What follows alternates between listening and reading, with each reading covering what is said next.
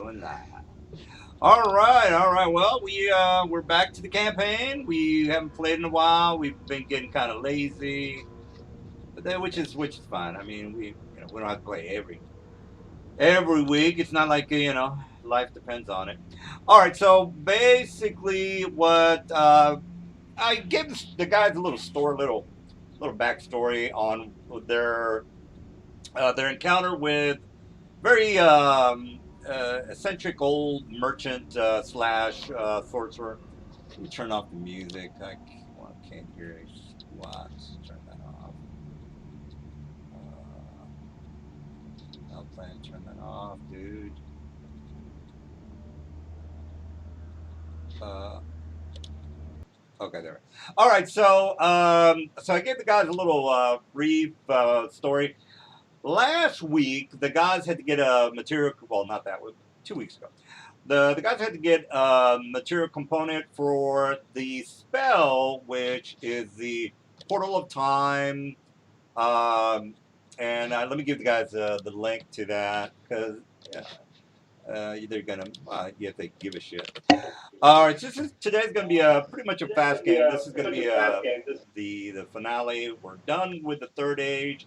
Depending on what happens today, we're not gonna play the fourth age. We're gonna play Dark Sun, and on the 21st, I think it is. I can't remember what we decided on. I think it was the 21st of August.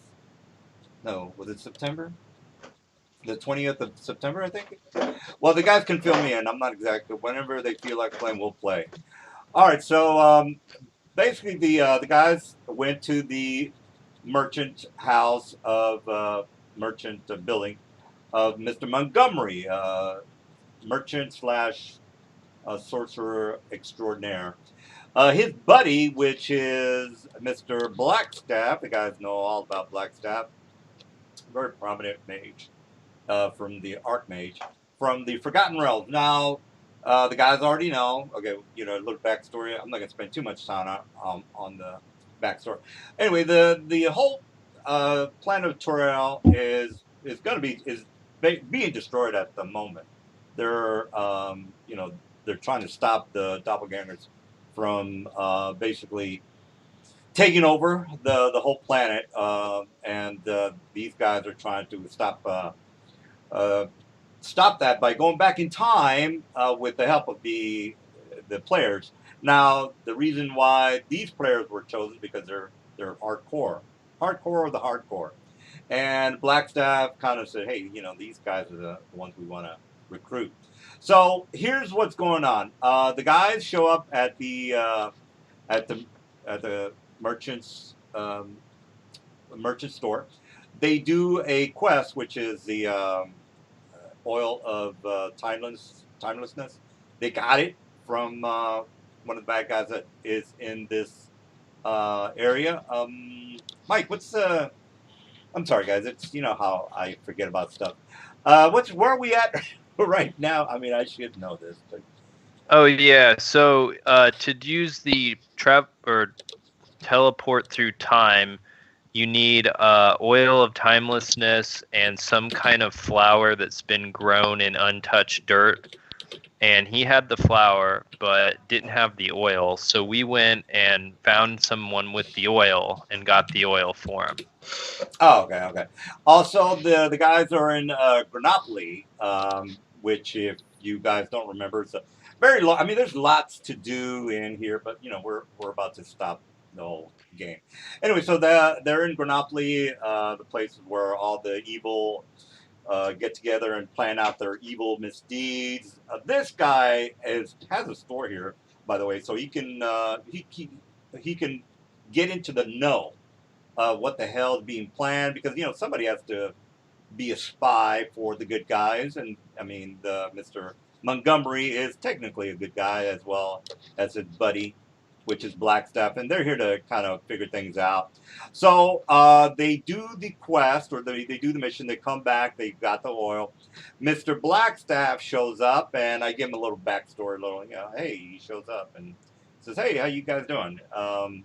It sounds better when I write it. I'm not. I can't do the voices. Anyway, so he says, look, I've gathered other mercenaries to try to stop the, try to go back in time. Unfortunately, in order for them to go back in time, they need this flower, which is what Mike was just talking about. And they know the location of this flower, but it's dangerous to go there because Shar is, well, I mean, there's flowers everywhere. It's not just one area. Unfortunately, that Miss Shar has basically gotten, the place is being guarded because she knows what Black Sabbath is up to, and she's going to guard the area because she wants to kill whoever tries to go back in time. Without this flower, they can't do the spell. So he tells the guys, "Look, I've got other mercenaries here who have volunteered or have shown up here with you guys to try to go back in time." Now, here's a zinger here. All five of these mercenaries, including the guys here, are technically the players. It's just different versions of them from different campaigns. So all the all the players in the game right now, all the like the I forget how many people, because the game fluctuates between 5 and 6 and 4 players. So to just have an exact amount, I couldn't really give the guys an exact, but they know what the hell I'm talking about because they've been playing There's forever. probably about 20 characters or something like that. Yeah, let's from all go. the people. Yeah, let's go with that. All right. So not only that, the players from the future are here as well. And I told the guys, well, how can they? I mean, we might die. Well, Mr. Blackstaff can resurrect you, and that's why you're here. So technically, the future events, they'll die. Don't get you guys will die. Just to not to say, well, if I'm not gonna die, well, you're gonna die. It's just that your character's gonna be put to the side, and you're going to play an alternative character that is not at the meeting. So, I mean, we're probably going to get to this campaign for another year. So just for a heads up for the guys, we're like, okay. Well, so for the players for the fourth age and the fifth age, I told the guys, look, you guys can create brand new characters and get prepared for this fight that we're gonna. Well, I didn't really tell. I'm telling them now. Uh, you can get ready for this fight. But here's the thing: that they're not really gonna. That's really not gonna work because they don't really know what their future characters are gonna be like. So it's not really gonna work. I mean, they can just say, "Hey, look, this is my character. I'm not gonna choose him." They've got 3 other characters to choose from, but this is gonna get too complicated. So we're gonna just go with these characters, just to simplify things. And then we might go back to Mr. Blackstaff told him, "Look, this is our only chance here. If we don't get this done now, it's not going to get done." So he's basically saying, "Look, this is our only chance to go back in time because Shar knows what he's up to. So this is the last chance that they'll be able to, you know, get the information. I mean, they could probably find the flower in the next campaign. And again, I don't want to get too complicated with things, but the guys can figure it out. I don't know. They kind of know what's going on. So they right now they were given the location of where this flower is located at. It's because I gave him a little short story. Oh, he doesn't have the flower already? No, remember on the spell description, Mike, you got to pick the flower while you're casting the spell. Oh, yeah. Yeah, so you can't. Yeah, you got to pick the flower while you're casting the spell. So it's got to grow, and you got to pick it while you're casting. Untouched soil. Yeah, the flower must be picked during the casting of the spell. So if you pick the flower, the spell's no good, Mike, and you already know that. All right, so the guys have to find the location. They already got the location from Mr. Montgomery. A little Mordron gave him, you know. Anyway, you can read the story. You don't have to. I don't have to tell you what I wrote down. All right, so they were given the scroll of the location where they can find. It's basically high in the mountains. Any general. I'm not gonna. Let's just go with Earth Fast Mountain or Dragon Spine Mountains. Any high plateau area, mountainous region is good enough for me. All right, so they know the location of the flower. They're gonna try to collect and then cast a spell while they're picking the flower. That's stipulation there. So okay, that's enough of that. I think the guys are filled in. Now they know they're going up against an epic monster. They don't know what kind of epic monster is going to show up, but you know, the epic monster cannot be prancing around the floor of where this flower is, or else it'll destroy the flower. So the guys know that okay, if we're going to get this flower, whatever this creature is can't be stomping on it, or else that there goes the spell. So and again, Mr. Montgomery and Mr. Blackstaff, they're going to help them out as much as they can, but they don't know what a monster is going to be guarding the flower. So it's up to them to kind of figure out, okay, well, we kind of don't know, so let's figure out how we're going to do this. All right, well then that's enough for me. I think the guys are filled in, and it's going to probably be a short game because all they have to do is find the flower and then go back in time, and they're done. All right, so take it away, guys. You want to powwow, have ideas on what? I say before we go, I need to rectify my wrongs. So I take a helm of opposite alignment and I put it on my head. So that will switch my alignment to lawful good.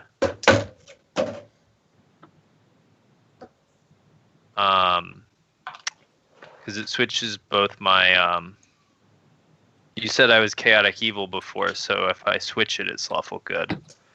Yeah. This. And I I say friends. I say when we go back, I believe we should use the. We should call upon one of the celestial paragons to empower us on our journey. I say, unfortunately, the power of the celestial is too much for one individual to contain. We would need. I would need 3 others to contain the power of the paragon. And I see that there's 2 people, and I guess we would normally have a 3rd player. Does anybody have like a monster? Oh, you know what? I think I have the golem still in my portable hull. So I say, would you 2 be willing to accept the gift of the paragon? Are you talking to me, Mike? Or? First thing first, Mike. I say to you because I detected you switched alignment, so I tell you that I pretty much approve of your choice. You restore balance in what you did, so I will be willing to accept the paragon Okay. gift or burden or whatever you call it. So so it lasts for 20 rounds, but you lose 1 level. You can live with it. Okay. What about Crusade? Do I get to kill things harder? Yes, I believe channeling Raziel, the paragon of murdering bad things, is the best one for us. It would give you some amount of SR and DR that's probably much higher than what you have now. Let's go kill bad things. I say, okay, once we get near the flower, I will make preparations. Let us be on our way. All right, all right. Oh, so just heads up, I'm only gonna have one epic monster. And that's only fair.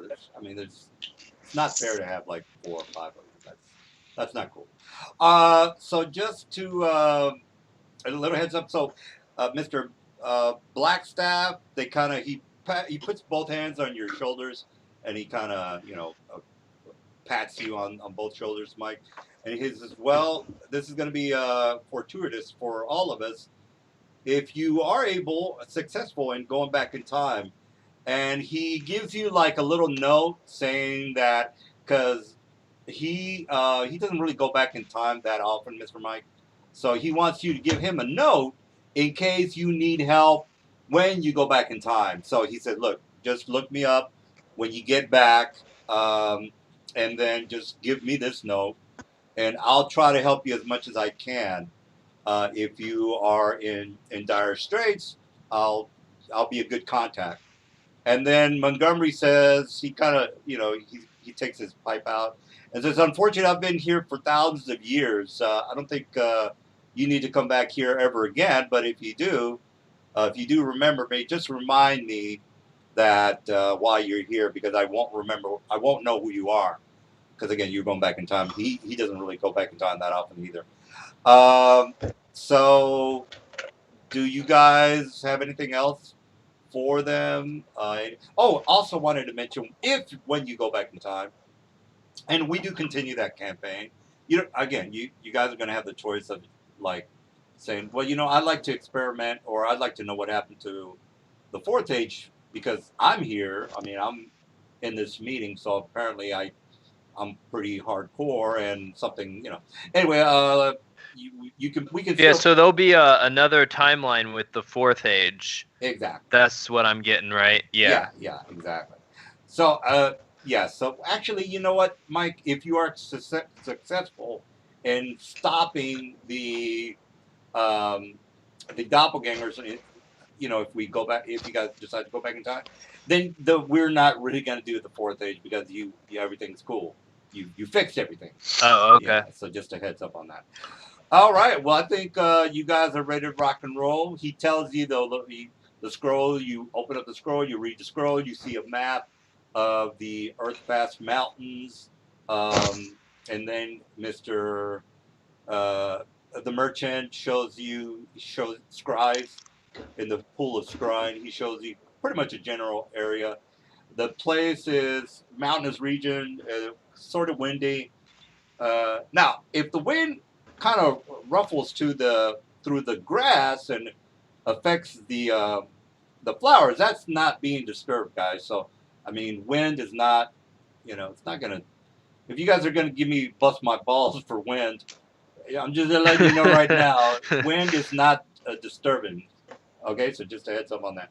All right, so he gives you good luck. The little Mordron kind of looks up at you guys and starts to beep and bop, and then Mr. Montgomery pats it on the head and he says, "Of course they'll be successful. These are the best of the best." So he basically says, "Well, your men are free to leave now, unless you have any other questions for us." All right. Well, that means you guys don't have any questions. All right. So you guys leave the area under the cover of darkness. Again, you guys are in a horrible place. I don't think I have to mention the horrible shit that's going down in the area. I think I was pretty descriptive last time you guys were walking through the area. All right. So you guys leave. As far as teleporting out of the getting out of the seventh layer, you guys are in the seventh layer, if I remember correctly. How are you leaving the seventh layer, guys? Because again, you guys already know you can't really teleport out of hell. So, how are you getting that done?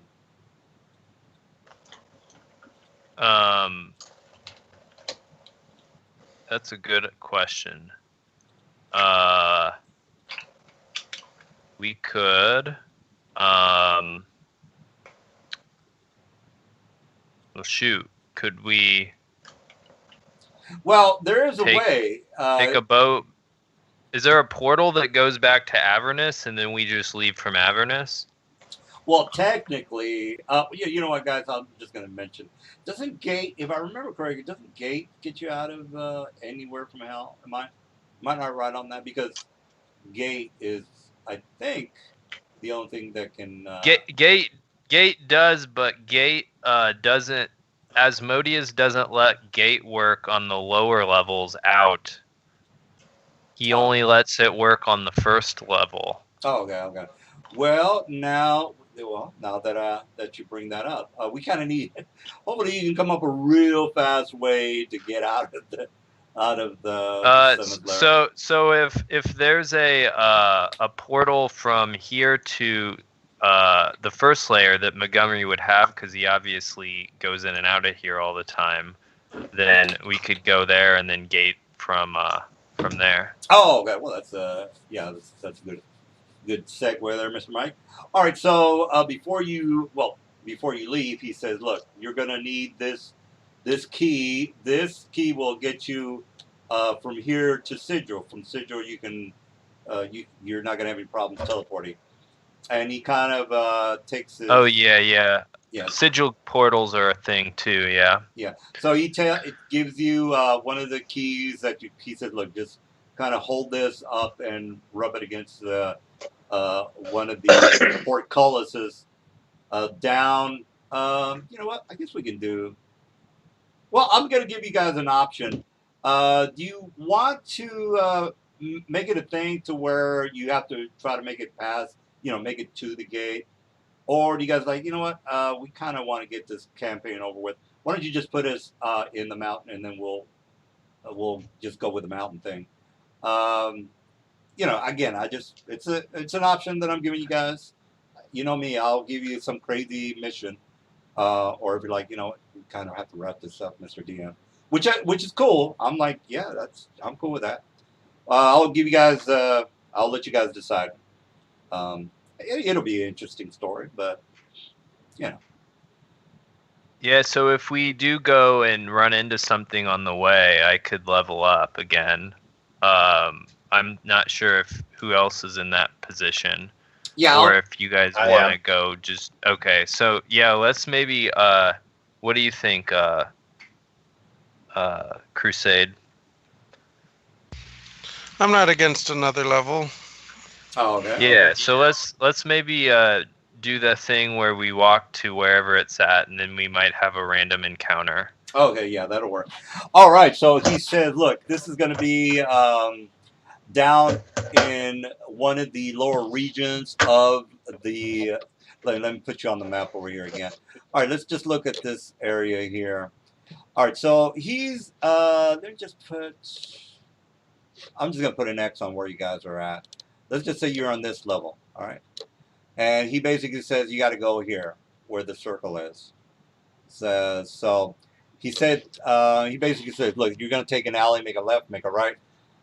You're going to probably meet up on some very unsavory characters. Now, what you're going to want to do, there is a building that is pretty much a golden building. Now, this is unusual because most of the buildings are either made of bricks and mortar, things like that. This particular building is got a gold lining that cover. Now the bricks are either gold or whatever. He says you're gonna go down what looks to be like some sort of a drainage, and then the drainage ditch is basically going to take you into Sigil. So he's basically saying, let me just draw it, by the way.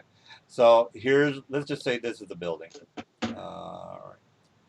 And then the stairwell, let's just go with the stairwell.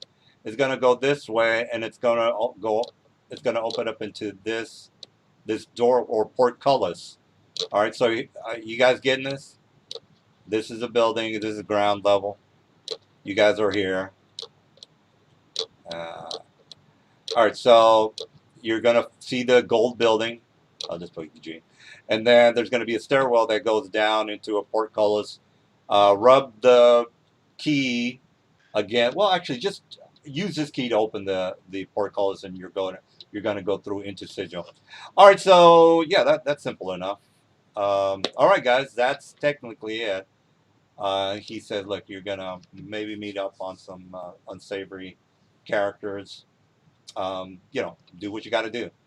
All right, everybody knows what's going on. Yep. All right. So he says, look, just be very careful. There's people with mind side. He tells you pretty much everything you guys already know. Mind side, telepathy creatures. I mean, every kind of creature that. Hey, again, you guys, devils. They're pretty hardcore. So he says, look, just try to. If you have mind blank, unfortunately, I didn't prep for that spell. If you have mind blank, that might help you, but just anything you can do just to try to avoid a fight, um, that'll help you out a lot. And Blackstaff says you're gonna have to also. If I were you, I would disguise myself if possible.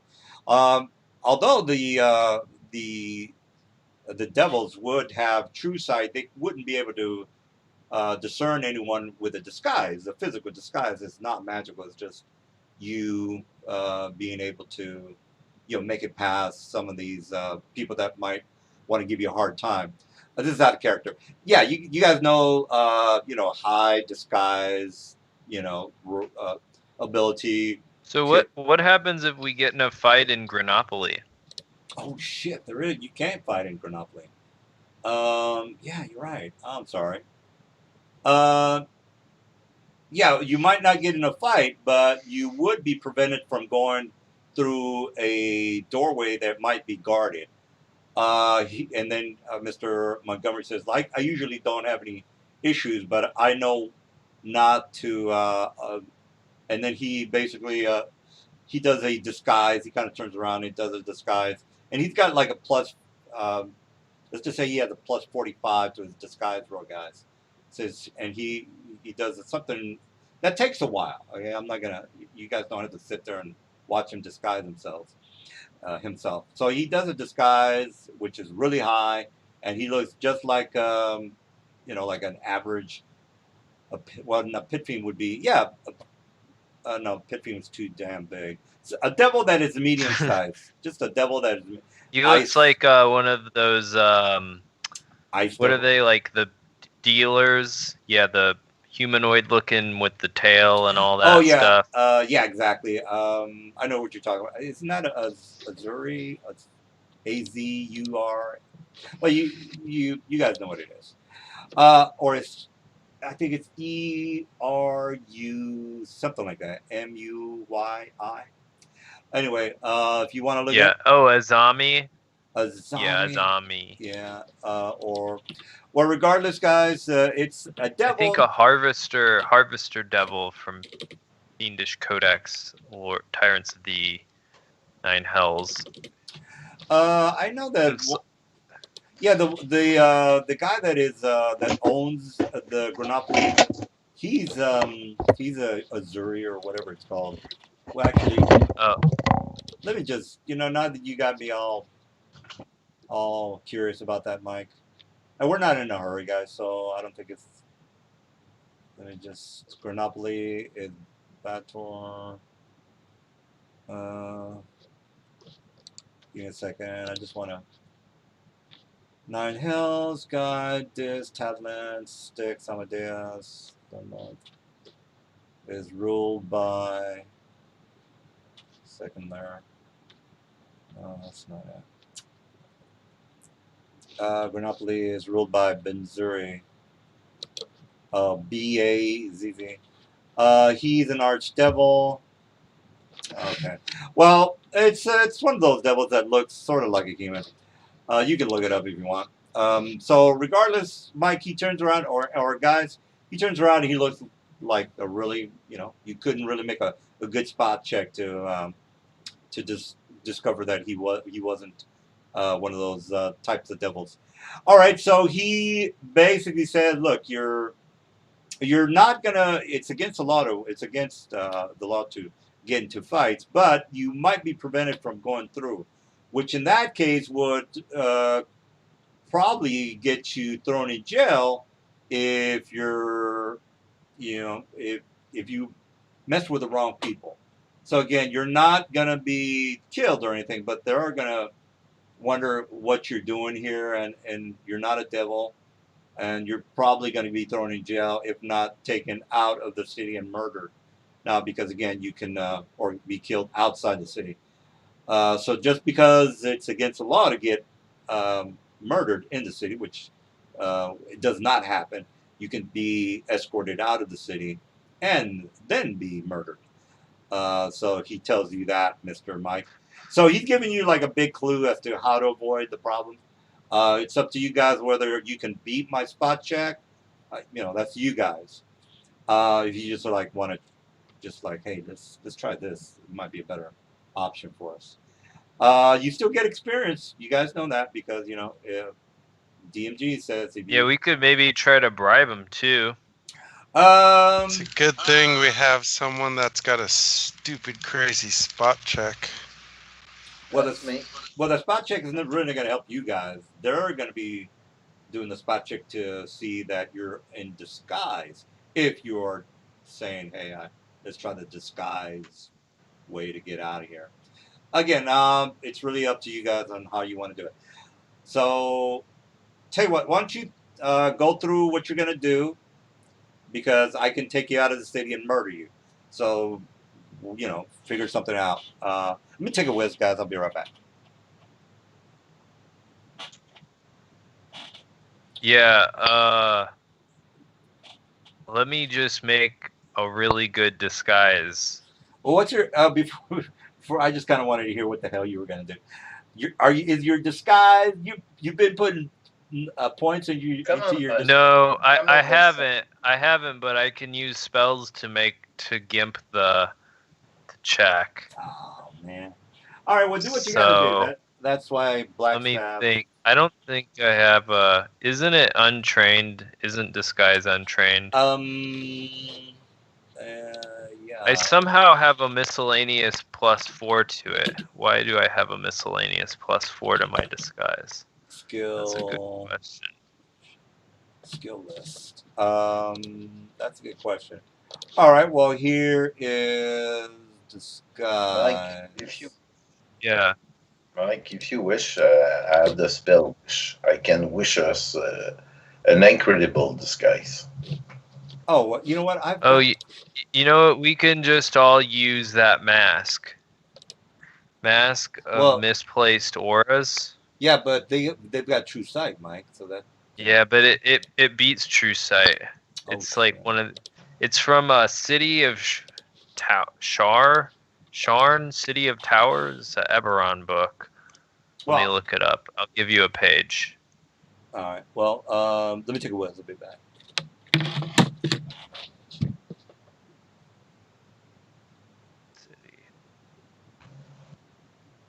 Okay, Shran, City of Towers. I don't bring this item up a lot because I don't want it getting used against me.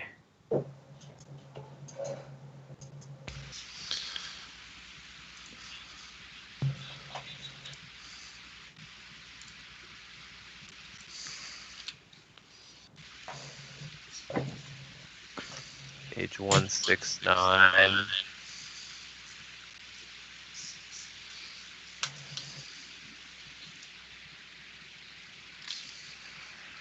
Okay.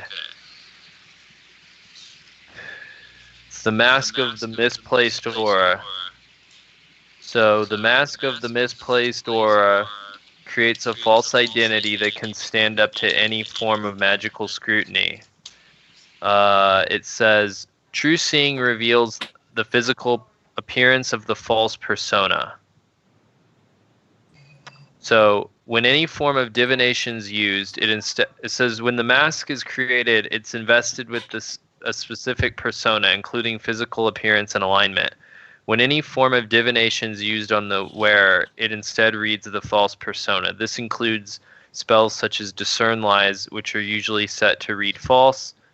True Seeing reveals the physical appearance of the false persona. So yeah. So I'll just, how many people? I'll just wish 3 of these, and we'll just make ourselves look like harvester devils or whatever. I'll give you the page number, by the way. It's page 170. Shran City of Towers. I think it's not back yet, Mike. Oh, okay. All right, so yeah, disguise is untrained. That's for sure. That's correct.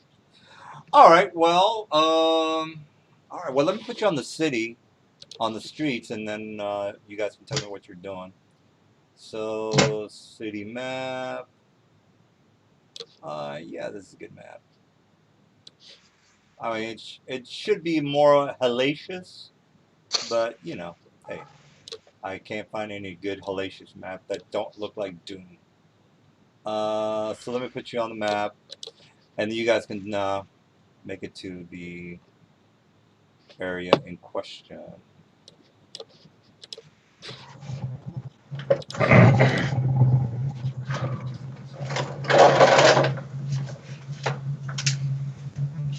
Okay, yeah, this is good. This is good enough. All right, so let me put you on the map, and we'll get started.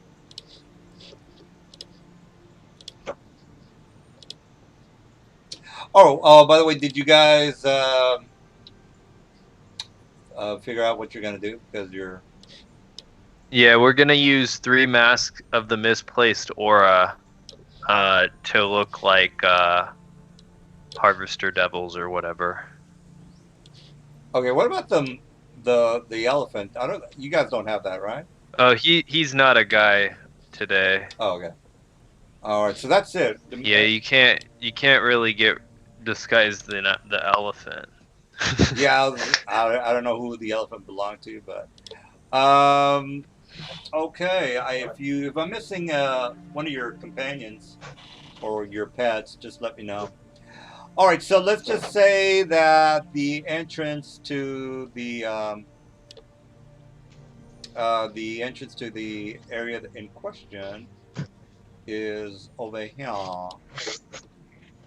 Like I'll say over here. Let's just go with this. I'm gonna put a little stairwell that goes down. All right. Let's see, stairs. All right. So you guys are close to the area in question. So who's doing what? All right. I'll start walking forward. I have True Sight, and I currently have Veil of Undeath on, and I also look like a Harvester Devil, and so does the team. All right. So I got to make some spot checks, right?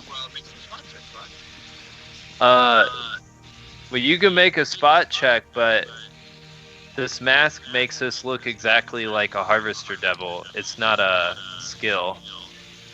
Well, that's true, but it's technically a disguise, is it not? Or is it a magical effect? No, it's like it's a magical effect. And it negates any magical true sight. If just to, yes, true seeing does not reveal us. True seeing makes it. True seeing doesn't work against this item. It's I linked it to you. It's page 170 of Shran City of Towers. Oh, okay, not a problem. Okay. Well, that's why Blackstaff recruited you guys. All right. We also, if they have anything that reveals alignment, we all also look like we're lawful evil right now. And how's that, by the way? Because the mask also does that. And you got this mask where, by the way? I just wished 3 of them. That's convenient, isn't it?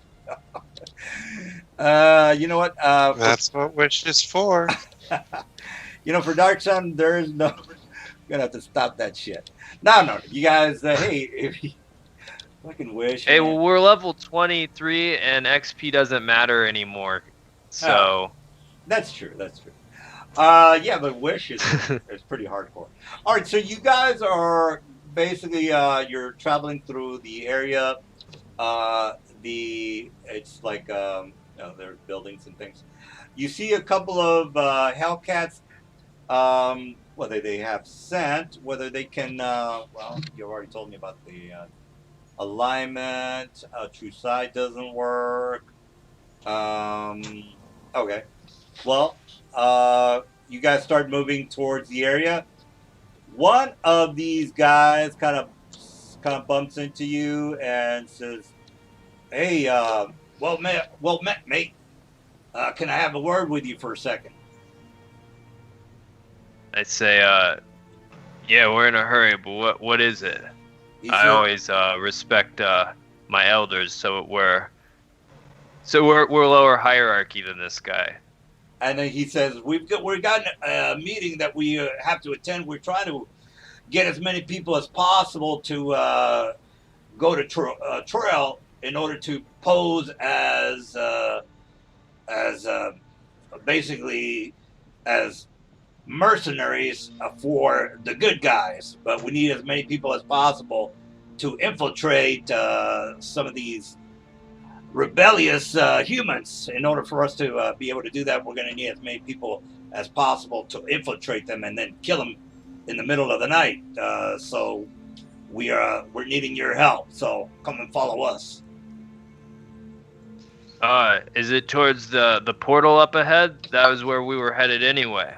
Says, no, we're going to go down to we're going to gather up at one of the areas that is going to get us to Sigil. And then from there, we're going to go ahead and make it to the gathering of the area. So, Mike, he's going to the same area. Guys, sorry about that, guys. It's just that Mike talks all the time. So he's wanting you to follow him with to the gate that you guys are going to. So they're going to the same area. That's correct, guys. But here's the thing, though. He's ordering you guys to follow him when you get to Sigil. From Sigil, then he's going to, he's going to want you to follow him to the area of Waterdeep. Is basically where he's going to have as many other demons go with him. So he's taking a couple of Hellcats and another Ice Devil with him. So it's only about 5 of these guys, the ones that you're seeing on the map right now. 1, 2, 3, Ice Devil, this guy, and then the Hellcats. So you guys walk to the area here, and he basically shows you. He has another ring as well. So you guys go through, or do you guys want to do something before you follow him into Sigil?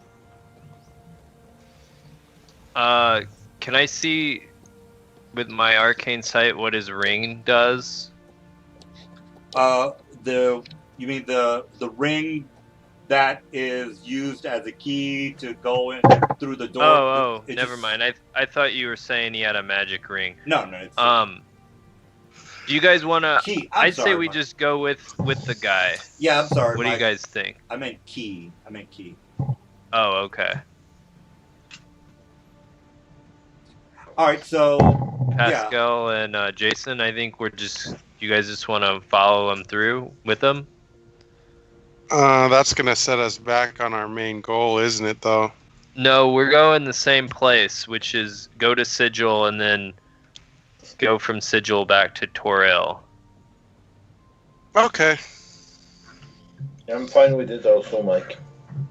All right, so all you guys basically go through the gate into Sigil. So I'm just gonna pop you guys back into.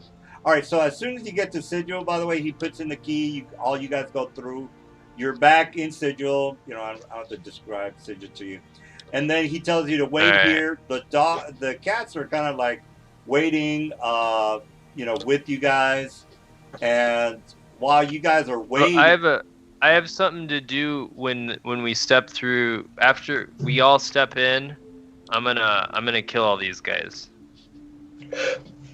Oh, okay. Well, So we're all gonna be close together, right, when we walk through the portal, right? yeah, you walk through the portal. You're back on the streets of the sigil, and that I guess that's when you start the fight.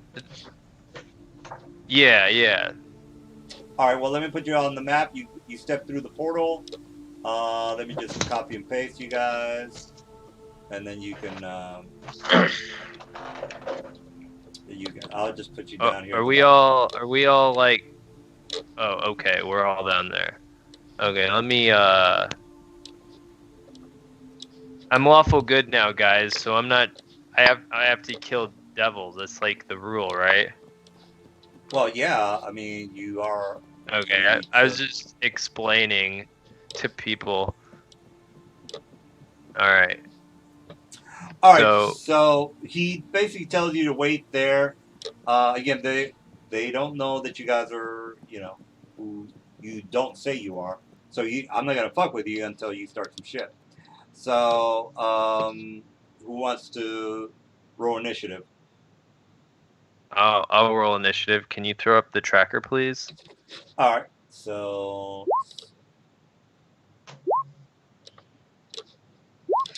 Well, there's no way they can be surprised because they're gonna, unless you do an innate ability, a supernatural ability. Yeah. That was my plan. I was gonna use a supernatural ability here. All right. Well, let me start the fight. Initiative. Double initiative. Okay, I got my guys ready to go. All right. So you're on the streets of. I'm gonna say this just to be fair. There's a 10% chance that the Lady of Pain shows up and kills all you guys.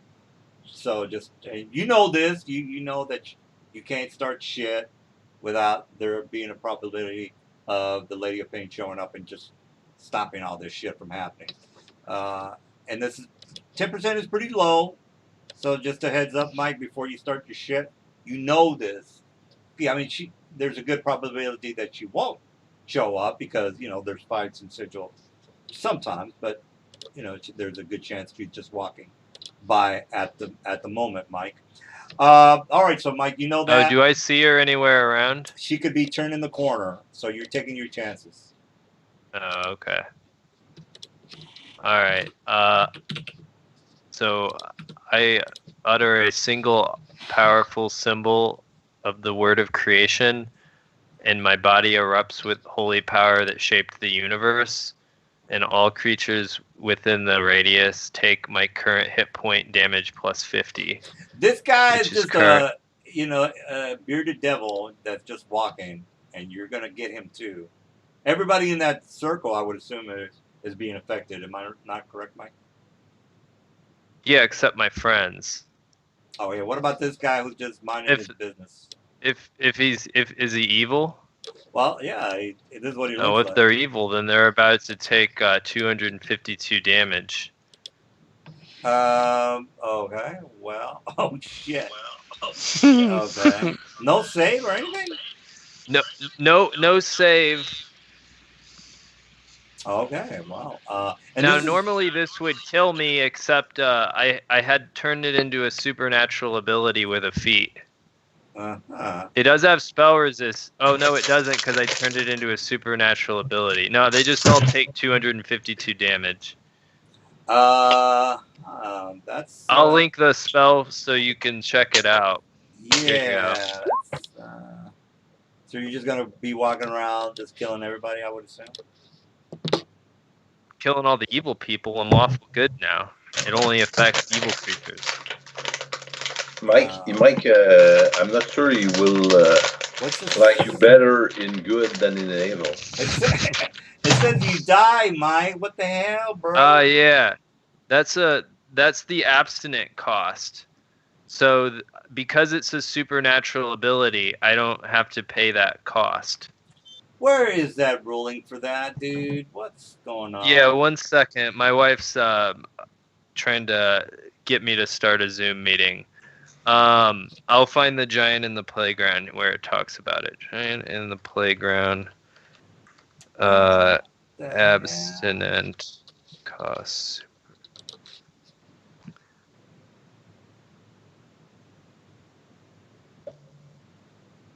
The meetings start without host. I don't know.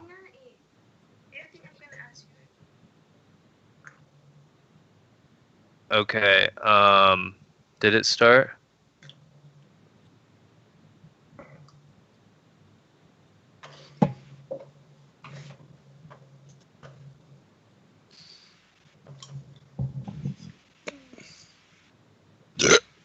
Excuse me. You need to sign in and join. Okay, so supernatural abilities don't have. It's open already. I don't know what you want. Penis. Standard action, 40-foot burst. Says spell resistance. Yeah, Mike. What the fuck? Yeah, but supernatural abilities aren't subject to spell resistance. Here. And supernatural transformation.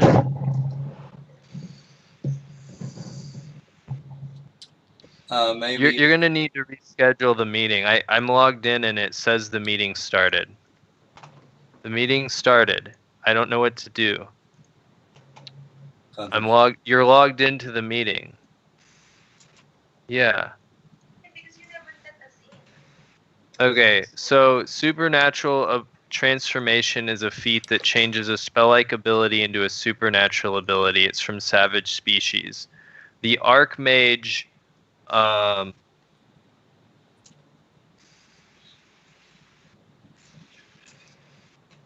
Archmage has a ability called spell-like ability that lets you turn a spell into a spell-like ability. yeah, I think I remember. Man, this is So bullshit, bro. So you can take this spell and then you can use Archmage spell-like ability to transform the spell into a permanent spell-like ability. The Archmage does not use any components when casting the spell. That says that right here. And the sacrifice is a component of the sanctified spell. So that's what you're looking for. The sacrifice component is on page. Where is it?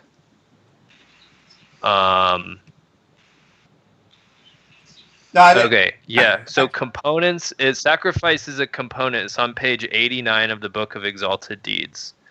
So since sacrifice is a component, and since Archmage turns it into a spell-like ability with no components, I no longer have a sacrifice component.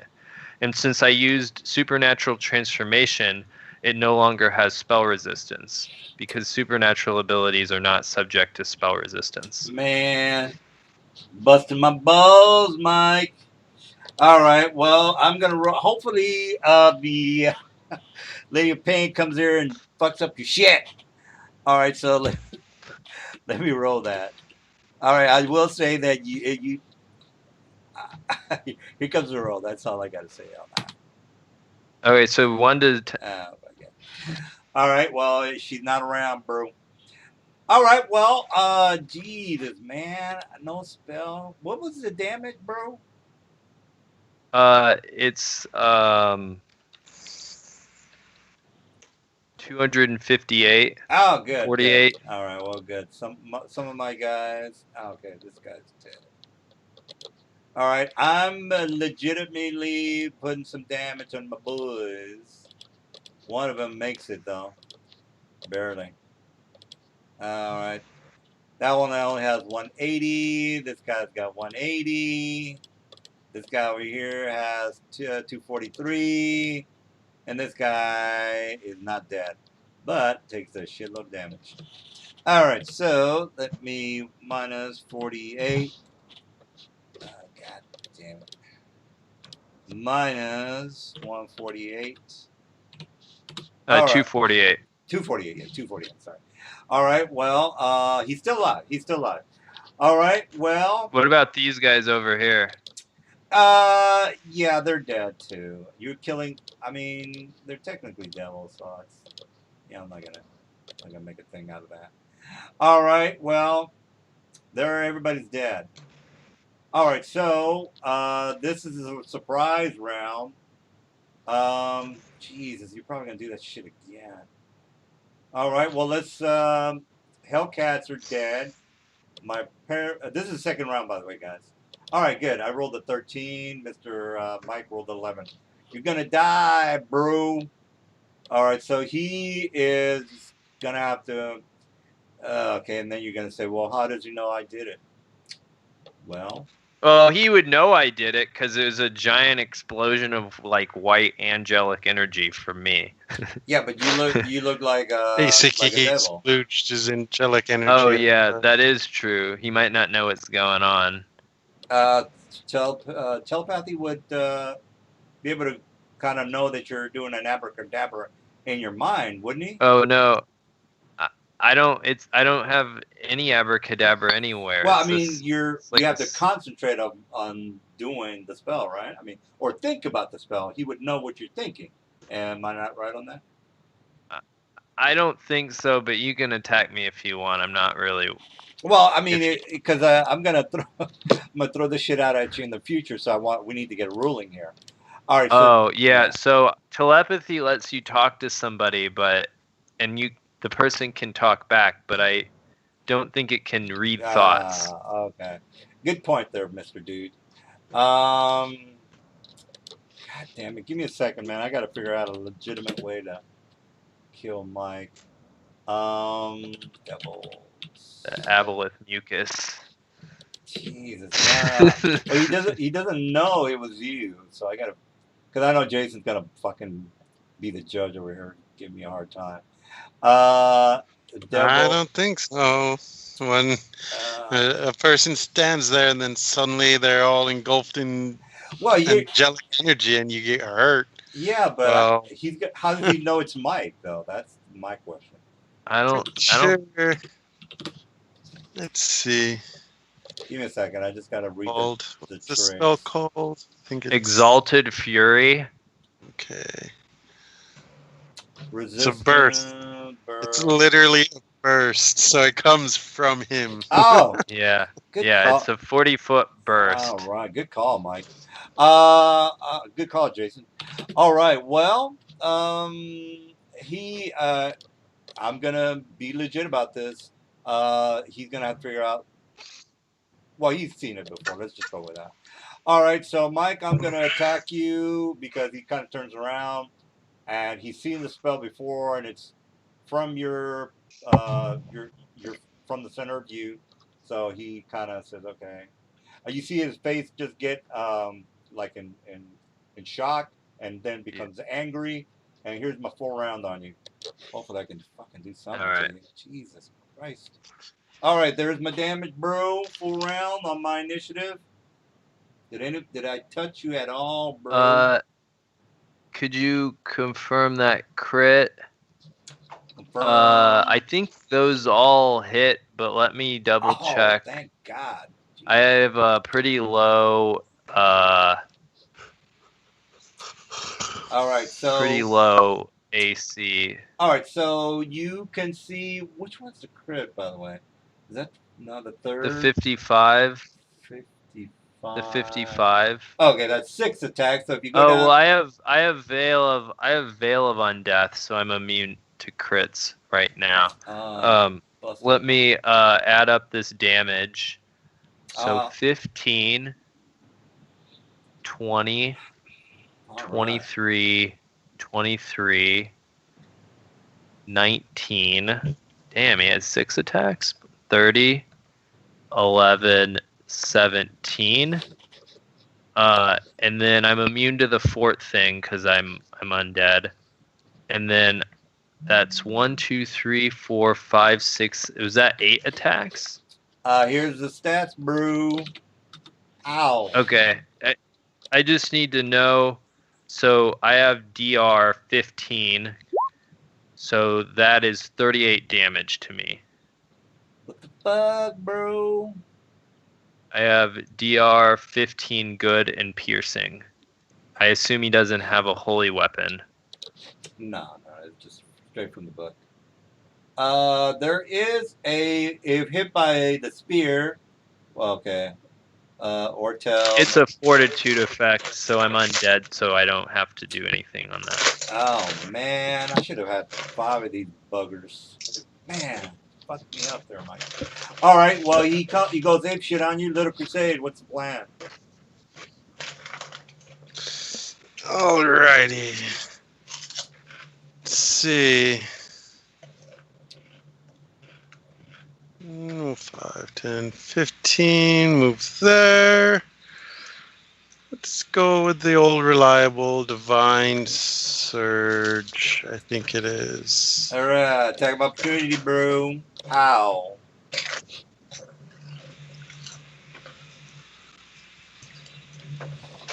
Mischance. Oh, 20. All right then, Mr. Smarty Pants. All right, we got a 24. That's no good. Okay. Let's see. Yeah, Divine Surge is fine. Roll to attack. 44 hits.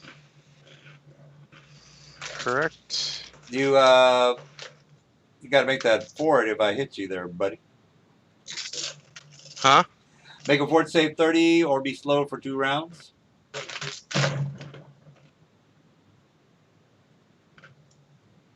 I'm slowed. Okay. All right. Let's see. Wait. What about my feet? There's something else I had. It's called You're Fucked. That's what you look that feet up.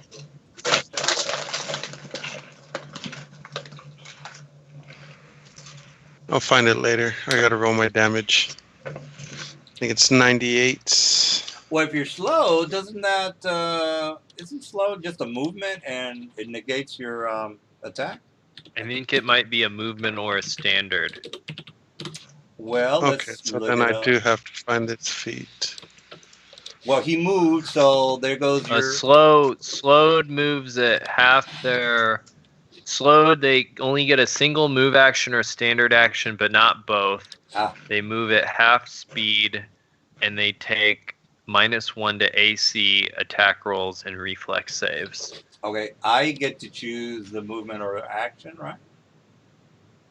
No, he gets to. Oh. If he's moving and he's hit, then he can't do anything else because he's slowed. And he's already made his movement. I'm assuming this was an attack of opportunity. That's right. Mm-hmm. Yeah, so, yeah, if you got hit with the spear while you're moving, then you stop and you can't do anything else. Oh, yeah. You heard it from Mikey. All right, that's it for you, buddy. Steely Resolve. Nope.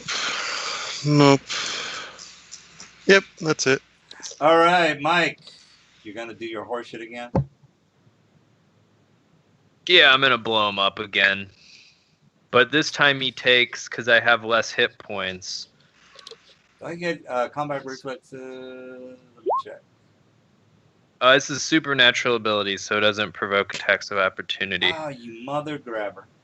You grabber. You take 214. Man, that's some bullshit. Angelic. Yeah, that's horseshit right there. All right, well, I tried. What are you going to do?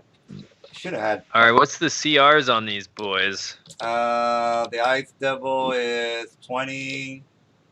The Hellcats are 16. Isn't there one monster left? Let me just put it next to him. 16. That's 20. What's that? I thought there were a couple still not out of reach. No, there was only 5. Everybody else in the area is dead. I thought the other one on the map further on we're part of it. No, there's only 5. Remember? Yeah. Remember, you guys. No, these ones out here. Yeah, those are. No, I mean on there. Innocent bystanders. I'll show you the map that you guys were on. So remember, there are 3 Hellcats, 1 Ice, and this dude right here. Same thing on the map you guys are on right now. Just a heads up. So is everybody 22nd, or is it 222nd, 121 for levels? I don't think it matters, Mike. This is our last game. Basically, Mike, at the same level than you are. It slightly matters because we'll go down a level when I use that effect in a minute. Oh, okay. Yeah. So if we accidentally level up, then are you 22, Mike? Yeah. Yeah. So I'm 22 also. That's me. Oh yeah, and you guys are gonna stay here for a night and rest up, so you can go up a level, because I think the plan was for you guys to get into one fight and go up a level. I think is what the plan was. Right? Yeah, that was what we were trying to do. Okay. Well, since you guys got to level up, I'm gonna go for a beer run. And look, guys, before you start saying you're gonna get weird, no, I'm not. We're just gonna have the epic fight, and that'll be it. We're done. End of the campaign. So, are you good. groaning? That's fine. Jason is groaning. Do you have a problem, Mr. I'm not groaning. I'm sniffing my fucking wine. Oh, okay. All right. Like that. I don't know. I don't want you. I just don't want you guys to flip out. Are you 21st, Jason? And yeah, you guys are 22nd, right? Yeah. Yeah, I'm a level. I have to actually tabulate these from the Epic level handbook because there's no SRD thing. 18th level. Okay. 18 is 94th. Sorry, 21st. 9450. So, guys, a question for you, since I didn't talk to you for a while. How is it going with the COVID and the state and all that?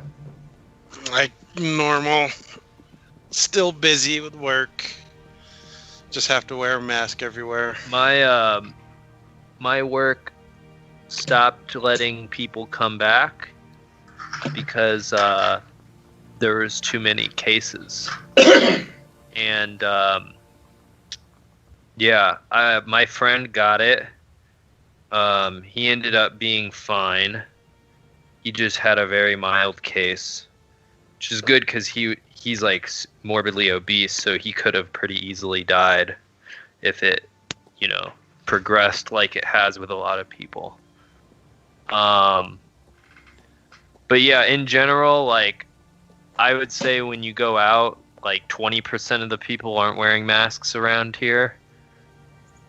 The most of the places I go into nowadays, because I try not to go anywhere, are like gas stations. And now the gas station attendants are giving people masks at the door when they refuse to come in with a mask. But even then, they I'd say like 7 in 10 mask wearers have their nose out, so that doesn't even. It's like. Yeah, I went fishing in Ontario last week on vacation, and strangely here in Quebec, people are wearing masks and washing their hands with sanitizer. But in Ontario, nobody uses sanitizer. They are not available in the commerce. So you basically go at the gas station and you don't clean your hand. That's pretty weird, because the mask is to protect odor if you get sick yourself. So you don't give it to them. But the hand sanitizer is, to keep you safe from the COVID. So I was scratching my head and I say, just wondering if it was strange that people don't understand it the proper way. It's pretty simple, basically. Yeah. But a lot of people over here don't understand it. They're a bunch of dum-dums.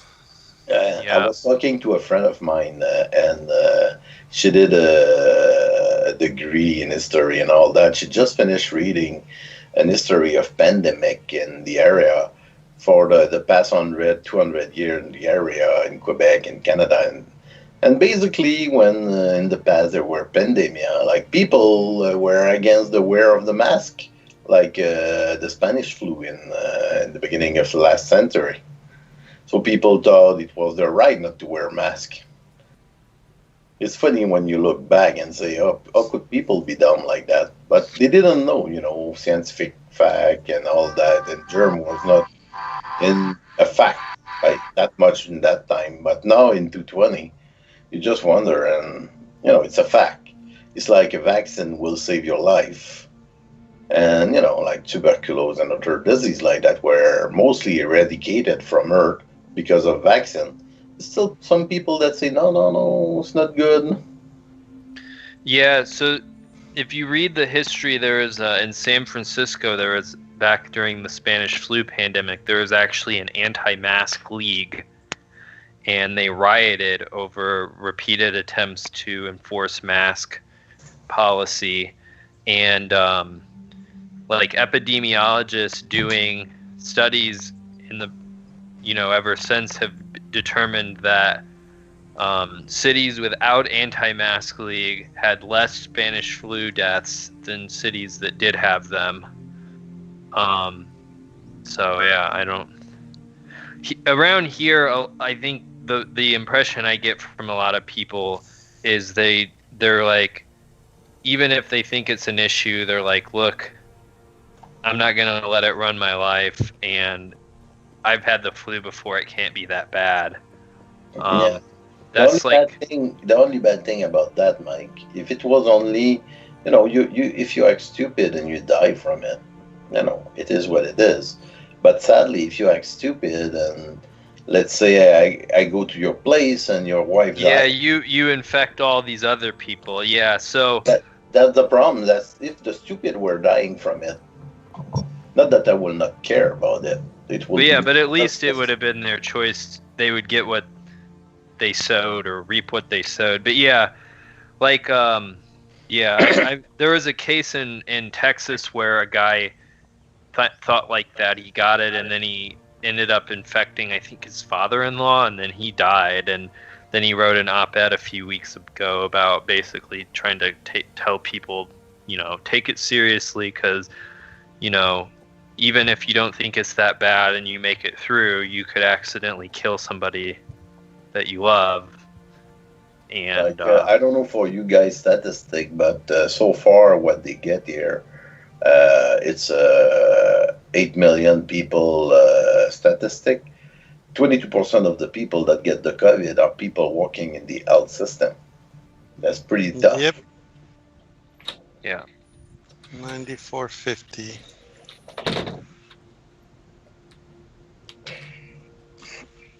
Calc. So we have to end up that fight pretty fast. For the third beer. The Exalted Fury is pretty solid. So I'll explain. Well, I guess we're waiting on Nelson. I'll explain the. I'm here. If you guys open the book of. Oh, okay. So the Channel Celestial Paragon thing I'm talking about is on page 122 of the Book of Exalted Deeds. So if you look over at Raziel, you can see those stats.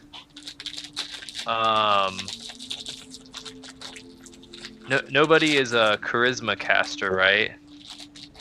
No. Nope. Okay. So yeah, so you would What page again? 122. 122. So you change your ability scores to Raziel's unless yours is higher. Your base ability score, and then you see there's like some armor class bonuses, some DR, some SR, and then you have Last Judgment as a supernatural ability there. And then everybody will lose a level, so don't level up right now. Because otherwise you'll just have to reverse it. You open up a stick note then. So basically, for example, Mike, we get 33 strength and thing like that. Yeah, unless you have higher strength, base strength already for some reason. 6 X. The big thing is it gives you some defenses that we'll probably need. It doesn't give us much offensively. Like, I think you already have Last Judgment. Yeah. Natural armor, Oh. is it a boost? On top of what I have? Let me look. No, you gain that. So if you have a higher natural armor bonus, then you use the higher one. Same with deflection and insight. And then I believe you get to cast, you can greater teleport at will is another thing you're able to do, and you will temporarily become an Archon subtype for whatever that matters. Oh, as a move action, you can greater teleport, except you can only carry yourself in up to 100 pounds of objects. And then if for the 20 rounds, you have you can speak with tongues, so you have always active tongues. Why can we not be Marwell instead? What was that? You see Marwell?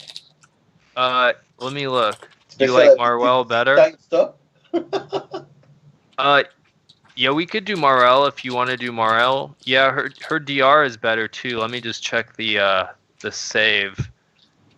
Marel requires a 70 DC spellcraft. I think I can still make that. So you want to do Marel? You like the time stop? Oh yeah, that would be a bitch. Okay. Yeah, I was normally doing Raziel because of the Constitution increase. Would increase my Exalted Fury, but yeah, I think Time Stop is probably a better one. So let's let me roll for that. So it's a spellcraft check.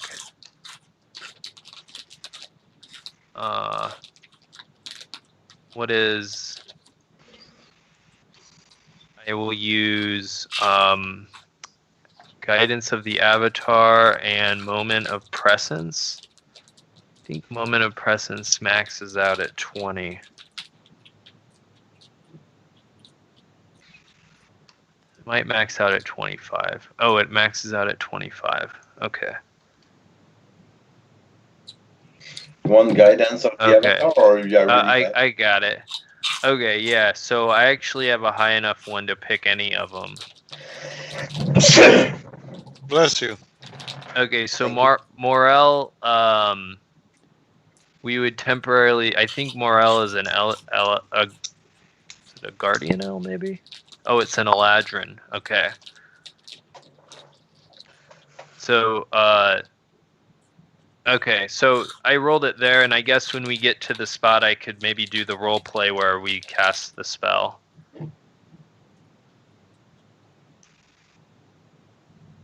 Whenever he gets back. I'm back. I think he's still there. Oh, okay. Yeah, I'm just listening to you guys. Listen, we have to play it in 3 acts. Just to make sure everybody's on the same page. These buffs, no problem. 3 acts. These buffs. Tell us before you get to the 3rd beer. No. You have to end it before the 3rd act. When you get the buffs, you don't add to your, like, for example, the AC. If, say, for example, you get a natural AC of 20, and you already have a natural AC of 20, you don't add another 20 to your AC. You get the best. Right. Okay, just everybody's on the same page. Buffs don't stack. We understand that. Unless it says like increase your AC by blah blah blah, but it doesn't. It just says you gain a plus 20 natural armor bonus. Yeah. So yeah. Similar buffs do not stack. So the natural AC bonus, we get that. Deflection bonus goes into that as well. I'm not sure in the insight bonus if that's AC or not. Yeah, inside bonus would be something you probably don't have. So yeah, that would add to your AC. Yeah. But again, I don't really look at your character sheet. So. I have that for 20 round. Yeah, it lasts for 20 rounds, and it's dismissible if you wanted to dismiss it for some reason. All right, well... So, keep in mind I have 88 AC. Okay. Yeah, well, it might be more for those of us that have AC that Ice Devils full round and hit with every attack on. So, only 20 hit me. Wow. And it's get a nice damage reduction. Okay, so I'm going to go ahead and input these numbers. My strength is the same. Dex goes up to 21. Con, ooh. Intelligent. Does the extra intelligent give the bonus 30. for the save? For what save? Let's say my intelligence goes up. Oh, yeah. Wisdom controls your will save, though. Oh, yeah. Intelligence so if you're, have nothing to do with it. Sorry. Yeah.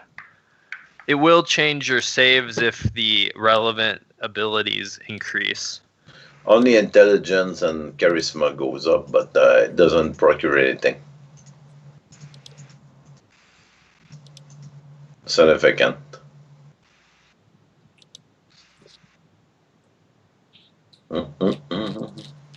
Well, just tell me when you guys are ready, by the way. Now, I have a question, Mike. Sure. How are you going to locate this flower? Didn't what's-his-name give us the oh, yeah. He the said, map? Yeah, he said Earth Fast Mountains. Yeah, but...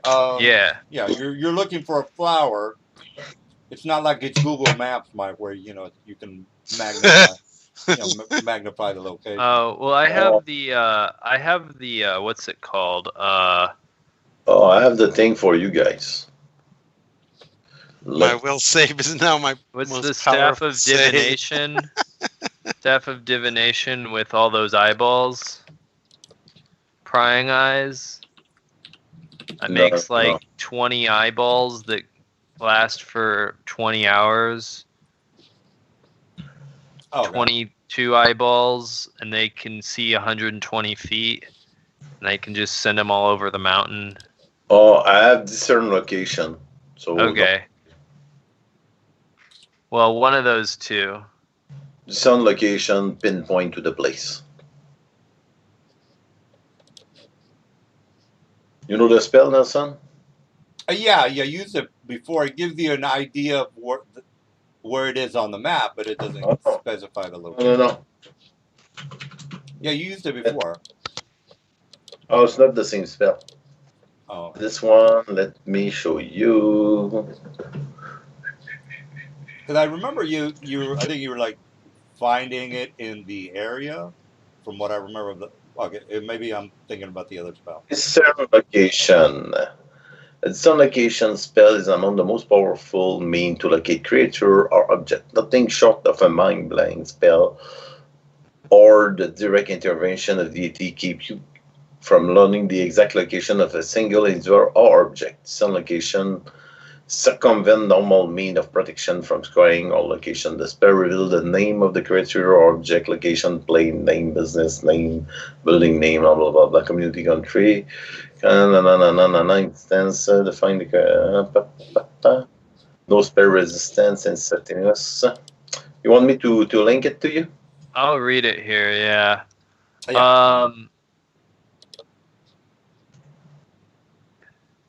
It reveals the object's location.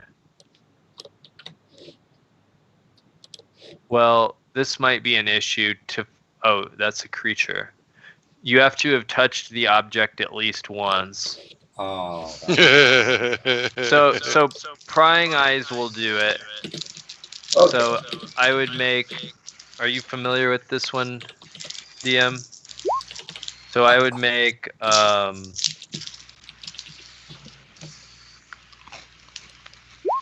25 eyeballs that last for 25 hours or 23 hours.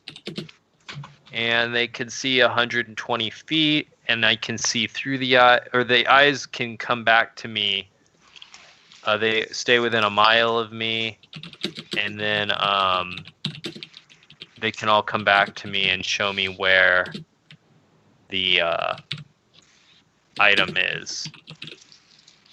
Oh, okay. Well, just as long as you can let me know how you did it, that's all I care about. Yeah. I have a staff of divination with this spell. All right. Well, what about the rest of you guys? Have you upped your characters and all that? You ready to rock and roll? Oh yeah.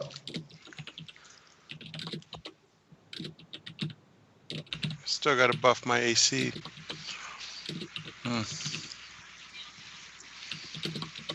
Natural goes up by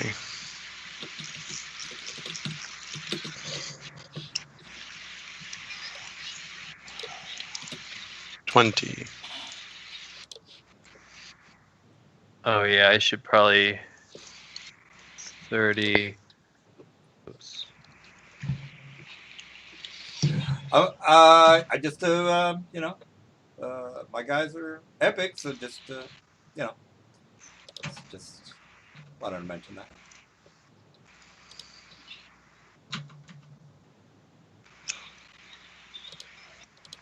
And then deflection of 10.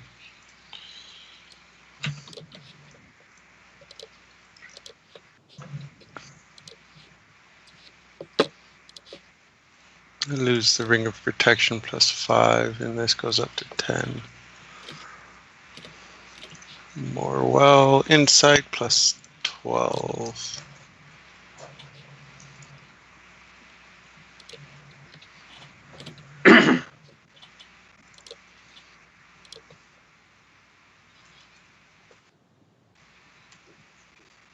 Get the deflection and insight. Insight is in AC, touch AC, flat-footed AC, and immobile AC. I'm not sure. Oh, well, I'll just put it there then. Ooh. Where'd my Pocky sticks go?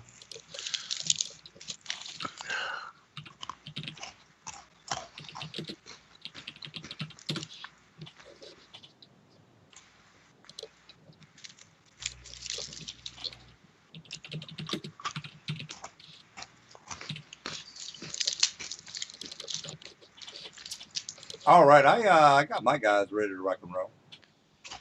All right, I'm ready too. So once we find the location, I'm gonna, if you don't mind, I'll do a little role playing with casting this spell. All right, yeah. Evil and cold iron.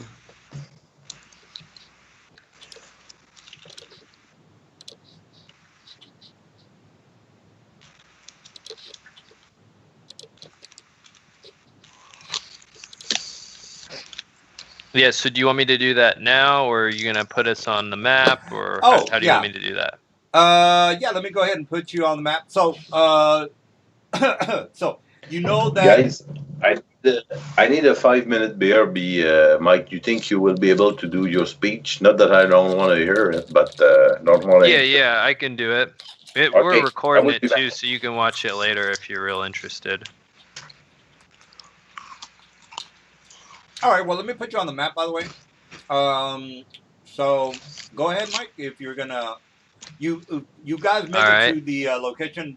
It's in the mountainous region of the Earthfast Mountains. You can look it up if you want to figure out where it is. So you are high in the mountains. The ground is fairly snowed, but it's a light snow. Go ahead, Mike. Yeah, so we come over to about where the flower is, and I say, oh yeah. As soon as you start to get close, Mike, you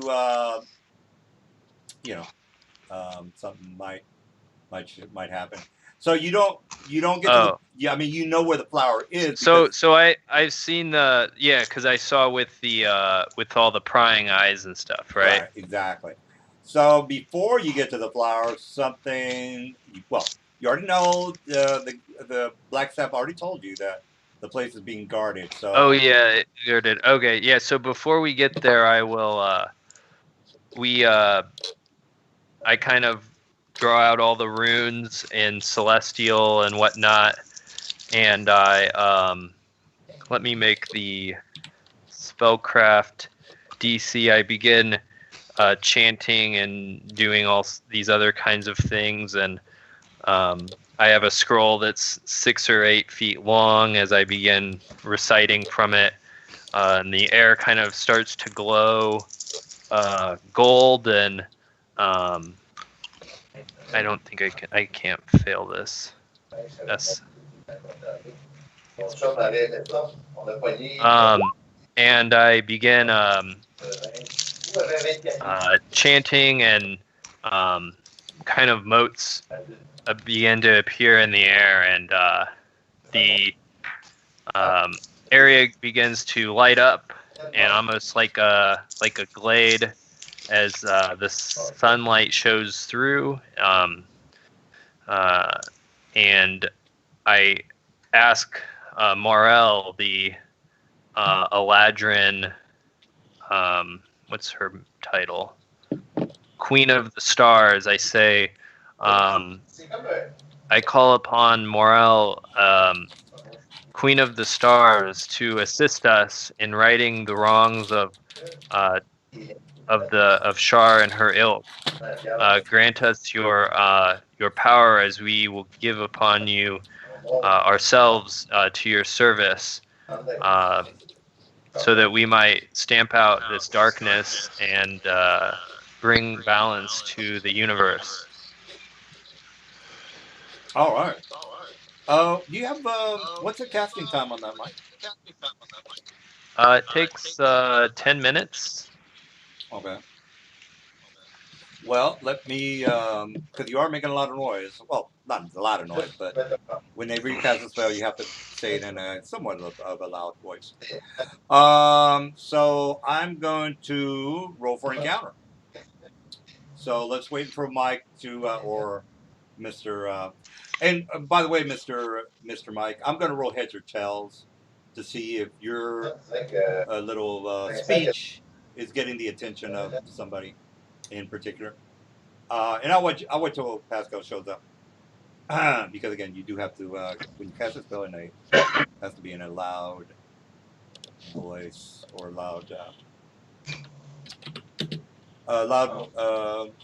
clear voice.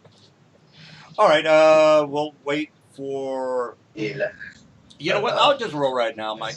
Heads, All right. yeah. So one is they're not in the region of to hear you. Tails, they're close enough to where they can attack you. All right, so tails is what I'm looking for here. All right, okay. Well, you lucked out there, buddy. You get to do whatever spell you want to do, and I don't know exactly, but I would assume you told the guys that this buff is going to happen and all that good stuff.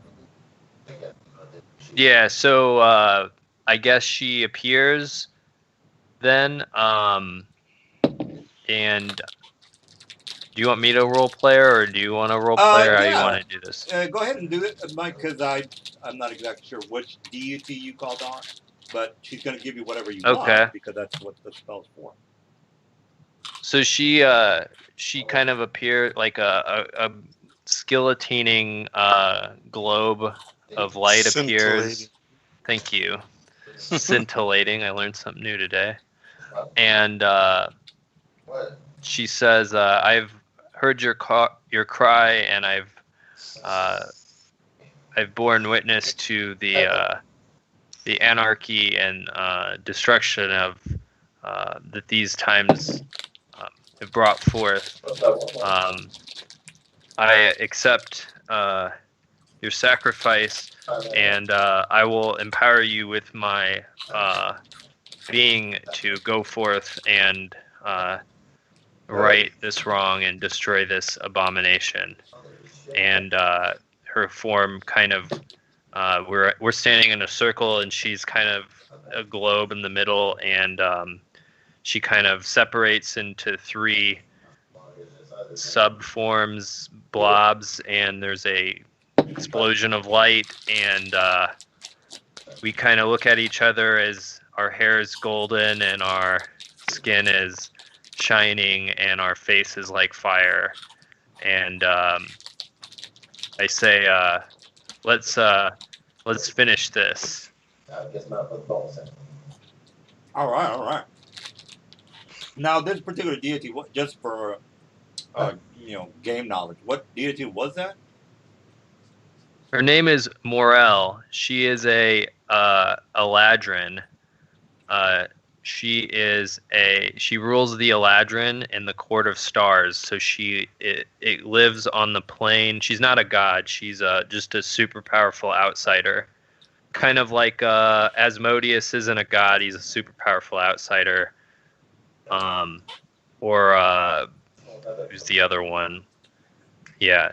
Sorry, go on. I was gonna say, it seems like a really great spell. What's the downside? There's always like a downside to the spell. Is there a downside? Yeah, we all had to sacrifice a level. Oh, okay.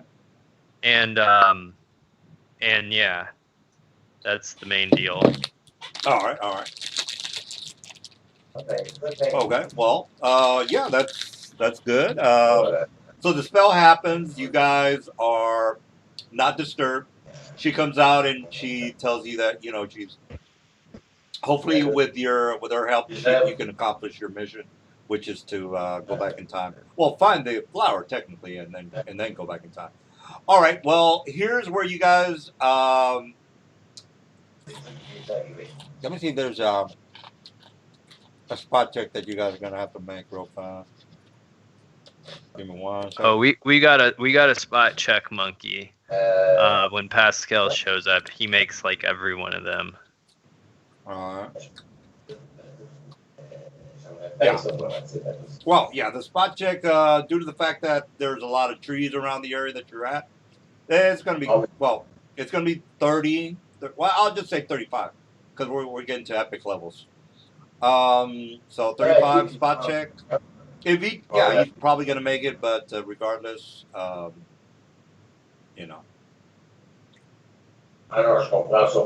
do we just need to pick the flower? Is that the thing, and it's guarded? I think you got to cast the spell while. I mean, you have the spell, right, Mike? You have the components. The scroll. You have the scroll. Okay. So basically, you. Oh, let me look up the spell again. Teleport through time. Yeah, I'll give you. I've got the link, by the way. I got it. Okay. It takes 1 round. And the. So I'm assuming you're saying Shamalama Ding Dong, and you're picking up the flower while you're saying Shamalama Ding Dong. Yeah, it's picked during the casting of the spell. So, this will be interesting. I guess they could just smash the flower if we don't do this right. That's yeah, right. All right. Well, I got a plan, guys. Whenever Pascal gets back.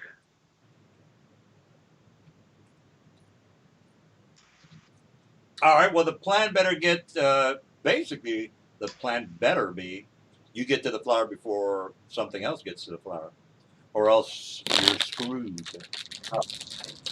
Yeah, well, we can all time stop now. Yeah. Like all day long time stop.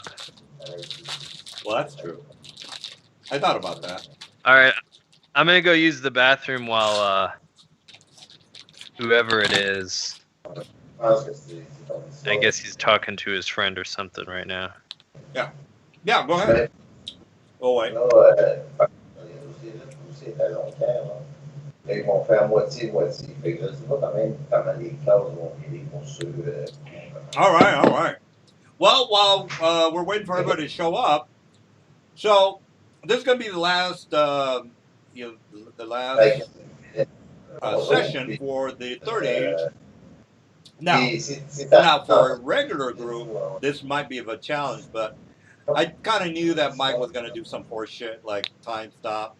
So I kind of prepared for that. Now, here's the thing about that. If the flower is disturbed in any way, they're screwed. So they have to, well, I mean, it could be as easy as the guy's doing a time stop, getting the flower, and then just teleporting, technically teleporting out. Yeah, I mean, yeah, that could happen. Yeah, that's why I kind of figured, well, if they do some horseshit like that, it's going to be a pretty short game, which is fine. That's why I kind of went and bought some beer. Because I think the guys are going to just run some horseshit on me. Which is fine. Okay, guys, I'm back. Fine. Okay. So I say the Guardians of Shar must not have destroyed the flower yet because they wanted to draw us there to kill us. So I say we need to figure out a way to get there and do so before they see us, because once they see us, they'll just try to smash the flower. I say, since we're imbued with the power of morale, we can freeze time to go there, but we'll need a portable hole. Do both of you have bottles of air or a way to breathe? Yes. Mm-hmm. Bottle of air. Awesome. So I open my enveloping pit or portable hole. Actually, I have to check which one I got. Portable hole. Is the portable hole big enough to hold both of you? Yeah. Okay. So I say, get in, and I'll find it now. Well, I think there's three versions of the portable hole. Medium. Nope. There is only one portable hole. You're thinking of a bag of holding. Oh, yeah. Mm-hmm. There's 5 versions of that. Oh, 5, okay. All right, yeah, that's what I was thinking of. It is 10 feet deep and 6 feet in diameter. Yeah, but Mr. Like a dorm room. Yeah, Mr. Pascal's large, which is fine. All right. So what's you plan? hop in the hole, and I'm going to start time stopping to go to the flower. God damn. Well, I'll bro. hop in your hole. That's some bullshit. All right, can you at least make it? You don't have to. You do what you got to do, Mike. I mean, I've got my beer, so I'm ready to. All right. So good call, Pascal, on the time stop, because we would have been hard pressed to do this if you hadn't decided on that. Thank you. So so time is frozen, and I'm traveling towards the flower, basically at movement light speed. Real fast, Mike. What was the description on? Oh yeah, you did the eyes. All right, so the eyes told you exactly where it is. Now, I'm just gonna put an X on the location, Mike. Let's just say like right here, right next to the tree. All right. So I think you can move. I don't know, maybe 100 feet per round. Hey, regardless. I move 40 feet around, but I'm time stopped, so let me roll for time stop. It's a D4 plus 1.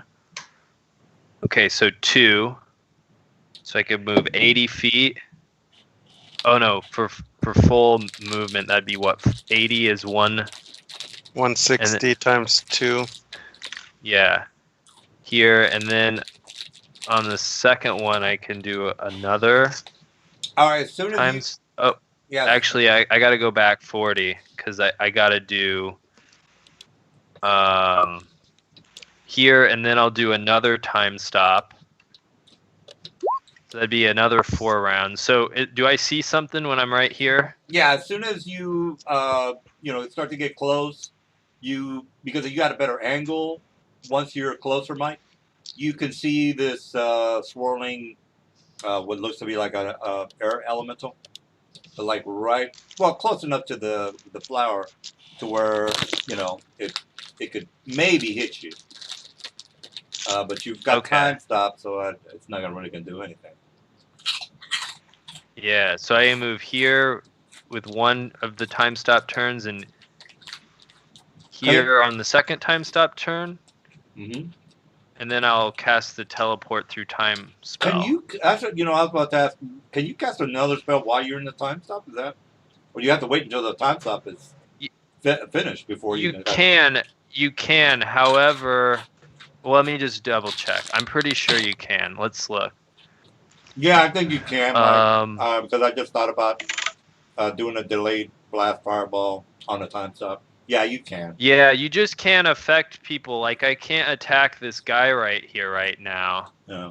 Because I'm time stopped. But yeah, so I get to the flower. I say, abracadabra, send me back in time. And I pick the flower. And I think I gotta pay an XP cost on this one too. Yeah, it's 1,000. Jesus, what a fucking ending, man. My fucking lord. Oh, well, thank you for ruining the last fight, Mike. Thank you. I didn't think this thing was the Obama. Fight. No, I'm just fucking with you guys. I mean, yeah. I didn't know this was the thing we're supposed to fight. I thought it was we go back in time and fight the thing. No. He's once you go back in time, you're done. You're finished. Oh, okay. Yeah. Well, he was guarding. Do you guys want to fight this thing? No, I don't care. That's all right. No. It would have died in one hit anyway. Yeah. Well, it was a epic air elemental, by the way, for your information. Okay. Which has a plus 81 to hit. Just a hit. Yeah. Little heads up on that. I kind of want to fight it, guys. Do you just want to fight it? Oh yeah. Okay. The campaign's over. Let's just, for fun, let's attack it. I would not have completely bypassed the last monster of the campaign had I known that was it. Yeah, that was it. I mean, he picked the flower. He was guarding it. There's really not much he can do. I was basically thinking, well, they might do a time stop, but if that happens, I'm just gonna, just drink the rest of the beer. And that's it. If not, and my plus 81 to hit would have fucked some people up. So those are my two, what I was talking about. Okay, well, Pascal and Jason, move your thing over here, and maybe we can kill it, and we can throw the initiative up. Well, okay, technically the campaign's over. We can do the fight just for fun. All right, so you go back into time, Mike. Okay, so this is what we got to do now, just to get everything in order. You go back into time as your characters, and here's what we're going to do. When we get this campaign started again, I mean, it's not going to happen for a while. You're going to start in Baldur's Gate, or outside the city of Baldur's Gate, and then, again, you were given some information from Blackstaff to meet him. That's one of the options that we're probably going to forget about this one. Then when we start the campaign, but we're recording, so I'll just look at the ending of it. You're gonna maybe try to meet Mr. Blackstaff. Now, technically, all your characters are gonna be the same characters but lower level. So just you're gonna start like whatever we started this at, 4 or 5.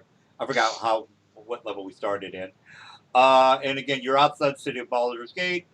And this is back to the age of 1378. That's kind of like when the whole thing started. Okay, and that's so just for an epic finale. You travel back in time through, one of the, I guess you can call it like a Doctor Who circular, time portal hole, and then you drop down into what looks to be the outside or the outskirts of Baldur's Gate. You look at each other, and you feel a little bit weaker. And as far as your items go, all your items are gone. So just again, when we start the campaign. Oh, I got it. So so when we start the campaign again, will be level like 5, but we won't have any of our items. Yeah. Okay. So and Mr. Angel Guy here, is he still?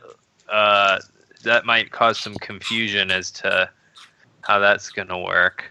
Well, how did he start his character? I don't remember. I think you polymorphed him or polymorph object. I forgot how you created him, but the way he started in the campaign is the way he's gonna start. Okay. Yeah. Cool. So we would, so when we start over again, we'll just start with our. Okay. Yeah. And then I gotcha. So we're not just gonna go back in time and as like super epic dudes kill that one guy. No. It's gonna be a campaign for you to. I mean, it doesn't have to be. We don't have to start at level 5. We can start at level maybe 10. Well, reason being is that all you're really trying to do is stop the doppelganger, stop the one doppelganger, the one that is that started the whole shebang.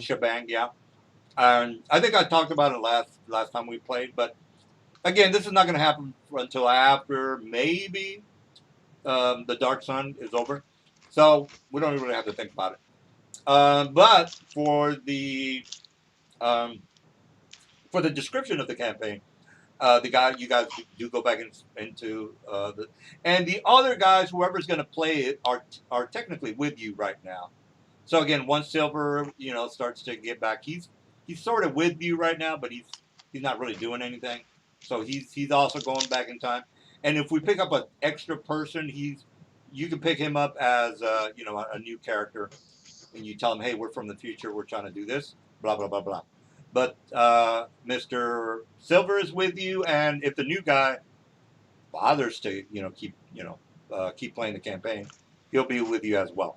So and any new people that we pick up for the beginning of the campaign, they're just going to be. What happened? What happened to the guys? It was Chris, right? Yeah, he's Mike's friend, and I thought. I mean, yeah, I don't. Oh, let's be careful here. That was well, you brought him that on. was no. The guy I brought on was Liam. Chris was the guy that was like 2 minutes from inviting me to a clan rally. In the chat. That guy hasn't been back. I don't remember that guy. But what happened to Chris? Did he disappear? Nelson scare him? What happened to him? Yeah, Chris. There's like 2 Chris's. One of them, I think, just stopped showing, and the other was Lanuga Chris, and then he was just like, he got in a huge argument, and then I actually never saw him show up, so I don't know what was going on with him. Was he the one all keen on the theory of, racial intelligence or something? Or state or / anything? Together. Yeah, he was that guy in all this. Yeah. Oh, it was buried in one of those 1,000-line comments that you probably scroll to the bottom to every. Yeah, I think it was hard to beat Nelson on the drunken rant, but he went 2 times fast. Yeah. Nelson was like, "Hey, bro, you need to slow it down. I'm the only one that gets to say." I mean, it was. I feel like it was worse than anything you've said because you're drunk, so there's some deniability. But this was just like what the guy normally thought about it. I think I remember that. All right, well, it was pretty epic. Yeah. Well, let's get back. Okay, so you guys, again, you're outside the city of Baldur's Gate, and then that'll be it. Okay, well, congratulations on. We're still going to do the fight, by the way, but I kind of want to just give a finale to the whole Wrap thing. it up, right? So, great. That's fantastic, guys. You, that I kind of knew you guys were gonna. Even with any monster I might have put in, I kind of figured, okay, they're gonna probably evade my initiative roll. And I only picked this guy. Another reason I picked him is because he's got a crazy initiative roll. So there's that. I get a really good plus to hit, and I get a really great plus 26 initiative.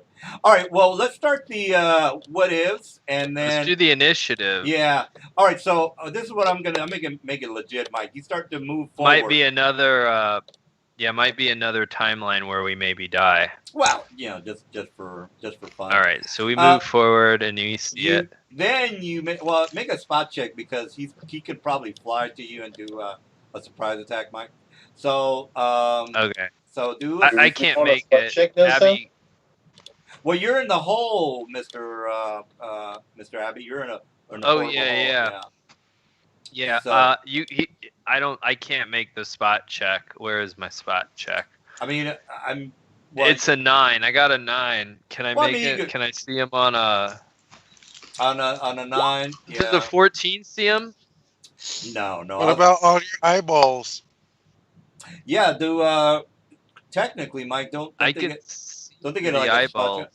Do they get also? Do they get a spot check? I would assume. Yes, they do. I'd have to look it up again. I wouldn't think that they have any kind of pluses, Mike. But you can make a spot check via your eyeballs if you want.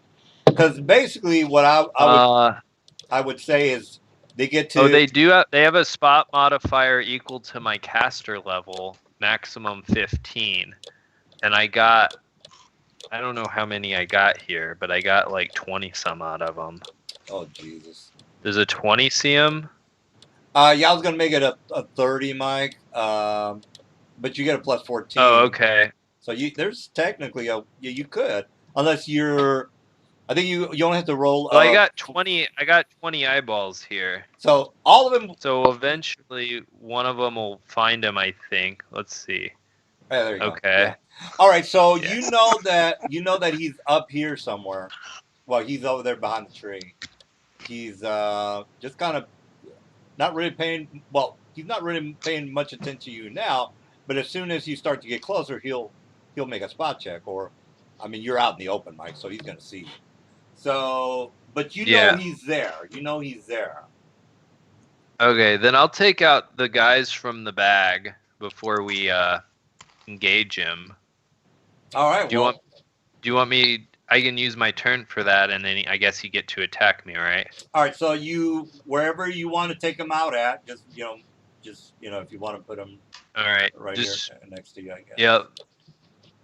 Something like that. All right. So you stop. You take him out of the bag. He kind of goes around the rocks, and that's the initiative right there. All right, so you're both. He's kind of coming towards you, Mike. He's not charging or anything. He knows he can probably kick your ass. So he's not like, and plus he's an air elemental. He's not like, he doesn't have I had personality thing. All right, so you see, I get a plus 26 on my initiative, so I'm definitely gonna fuck you up, Mike. All right, so Mike stops. He takes you guys out of the bag. This thing starts to move. We start the initiative. I rolled a 32, and I get to go first. So let me just go ahead and put round. All right. So let's see what happens. Well, regardless of what happens, you guys do make it. You do go back in time. All right, and probably somebody's gonna take care of this guy pretty fast. All right, I am gonna move right about. Maybe I should just get Earthwind. You know what? I'm just gonna go and do a whirlwind. Well, I just have to move. Okay, I just have to move right on top of you guys. All right, so I'm gonna move right there since I am a colossal creature. I move right on top of you guys, and my DC is really high. Make a reflex check or be picked up into the air for 4 rounds. Again, the reason I picked him is because my initiative is a plus 26. So it's a DC against what, Nelson? The DC is for you to be picked up and be stuck inside the whirlwind. Let me give you the description of an earth elemental. That way you guys air elemental. I mean, what is the number of the DC we have to beat? 67. It's in the chat. Yeah. Here's a description of the whirlwind. You know, I'll just give you the link. Or actually, no, I'll just. What's the is it Arcana? For the to identify the creature. Yeah, that is an Arcana. Is magical. No, it's elemental, so it's our Arcana. Here's the link, and you can read up on the whirlwind. All right, so the DC is really high. I don't think anybody can make it. So, well, except for Mike. Is it the Elder? It's a colossal epic. He's in the epic handbook, Mike. He's on page. He's on page 187. 187. He's no. I did not make it. I took the damage. Actually, I need to check to make sure. 187. I think my DR might reduce that, but I need to check the book. He's a colossal air. Colossal air elemental, yeah. Let me put the caught in the whirlwind. If the whirlwind touches the ground. All right, so our DR will stop that. And by the way, your flower is fucked, Mike. So just a heads up on that. All right, so you got. I'm not gonna copy and paste the whirlwind description. You can just go to the link and look it up. All right, so nobody makes their reflex check. I think. Am I correct on that? Pretty much. All right. So what does that mean? Yeah. It means creatures are one. Everybody's lower because I'm a colossal. Reflex save. Creatures trapped in the whirlwind cannot move except to go into the area where creatures caught in the whirlwind can otherwise act normally. Concentration 15, cast a spell. Creatures -4 dexterity. They can still attack. Am I correct on that? Yeah. Well, shit. Well, maybe that wasn't a good idea. All right. Well. Well, it might be a problem because airborne creatures get a -1 penalty to damage rolls. So if he's airborne in the whirlwind, his infinite damage thing won't work because all of the attacks will deal. Oh no, it's only one attack, right? Yeah, it's only one attack, and it's based off the damage for dice itself. It's still okay. But I have yet to take any damage, so I don't think I can heal myself. Oh yeah, I'd actually have to deal damage to you, right? Yep. Well, don't you? Okay. Someone does. Yeah. Well, don't you have to do the concentration thing for like 3 rounds? And I'm fucking up your concentration, right? I've already did a concentration check. Yeah, but you don't you have to do like for 2 or 3 rounds? Nope. The whole process. Yeah, he needs 1 concentration check, but he also needs to use a stance that he uses where he has to heal himself, but he can't use it right now because he can't heal anything because he hasn't taken damage. I can infuse if you wish. Well, the issue is he has to. I think he needs to use a standard action to suppress the DR. Or no, DR. Isn't DR extraordinary? So it can't be suppressed. Did I got that right? I'm not sure. All you have to do is deal 26 points of damage or anything really. Any sort of damage to me, and I can use a Cure Minor, I think it is. Oh yeah, you could also dismiss the Channel Paragon if you wish. And That's then not going to be as much fun. Okay, well, whatever you need to do, tell us what you got to do, and we'll figure it out. All right, well, it's your turn there, Mr. Crusade. You're stuck in a whirlwind. What do you got? Oh, it is. Okay, let's see. You did take 18 damage. Everybody did take 18 damage, by the way. No, because we all have DR. Oh, okay. So are we still under the effect of the whirlwind? The Paragon? Oh. Yeah, it lasts 10, 20 rounds. Oh, that's the wrong one. Let's see what this thing's AC's at. I think I can hit it normally.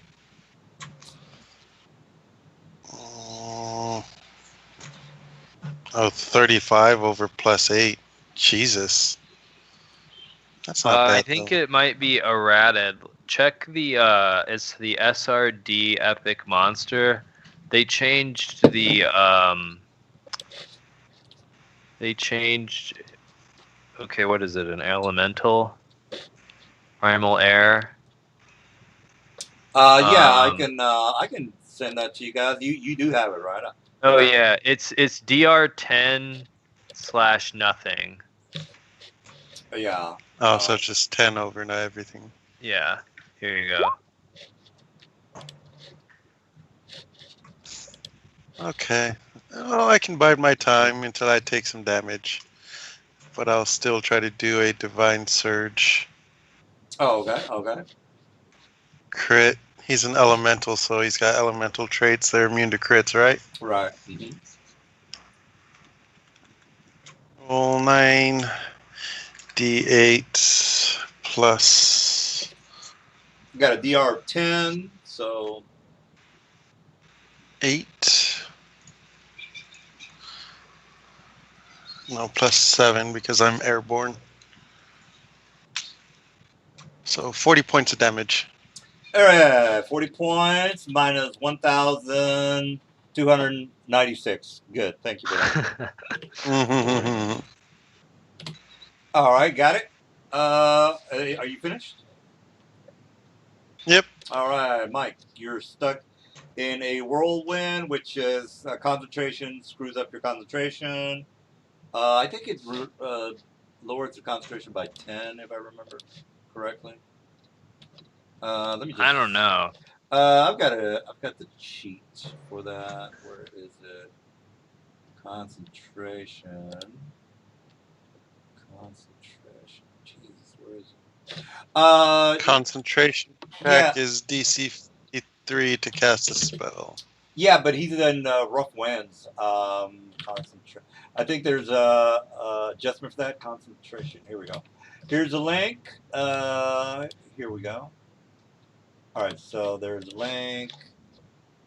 And winds, that would be violent motion, extraordinarily violent. Let's just go with extraordinarily violent because you're in a whirlwind. Or hurricane, high wind. Actually, you know what? Blinding, dust, debris caused by a storm of vengeance. I'm just going to go with 20. I mean, that's pretty violent. All right. Okay, so it's a 20 DC to cast a spell on the concentration. Doesn't it add 20 to the DC? Concentration DC distraction. It says creatures caught in the whirlwind must make concentration check to cast a spell. So it'd be 10 plus the spell level. It's in the You're using the vortex. Okay. Are you? Oh, actually, I might have the wrong link open. 1 second. He's using the whirlwind, and the SRD says it's a DC of 53. 53. Okay, it's a 53. I got it. Okay, that's okay, well, thanks for the heads up. Thank you. Well, that is interesting. Don't we get greater teleport like a special ability? Oh yeah, but yeah, as a move action, we can greater teleport. But if it's it doesn't say if it's a supernatural or a spell-like ability. That's the difference. Let me see what Morel's what it is for her as a creature.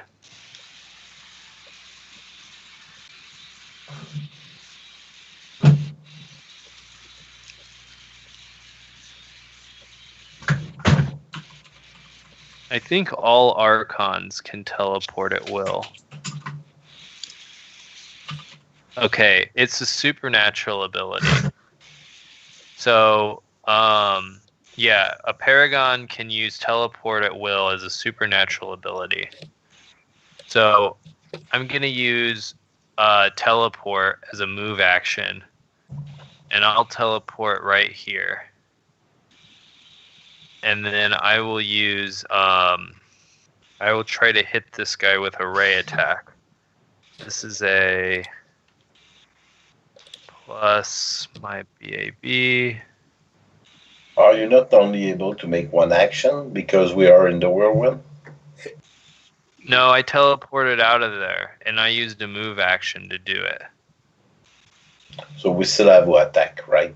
We could cast a spell. Yeah. What's his touch AC? That is probably high as balls. Air elemental 56, I think it is. Touch. It's on page 187. Oh, I'm looking at it. So AC is 66. Okay, so it'd be. Would be. It actually would be. It'd be 10 minus 8 plus 16. A touch AC. Okay, so minus 16. That would be 50, wouldn't it? Minus size. No, the touch AC is 10 plus this. It's everything except natural armor and armor bonuses. Okay. So it's 66 minus 48. God damn it. The 18, which I don't think I did make it. Okay. So I'm using Wish to duplicate a supernatural ability, or my Wish is supernatural and is duplicating Ray of Stupidity. So there's no SR on this guy. Oh, there is SR. Yeah, there is SR. SR on the dude is 42. 42. 42, yeah. No, I understand that. I'm saying that since I'm using Wish as a supernatural ability, it doesn't have SR. Oh, man. So he takes, unless he's immune to ability damage, he takes 2 intelligence damage. 2 intelligence, and my intelligence is... Oh, okay. 8 minus 2 is 6. Okay. I'm still in the game. All right, got it. Is that it? Yeah. All right. So just keep tabs. Well, I'll just put down 6 intelligence on the chat. All right, Mr. Mike is done. Mr. Pascal, what do you want to? What's going on? What do you want to do?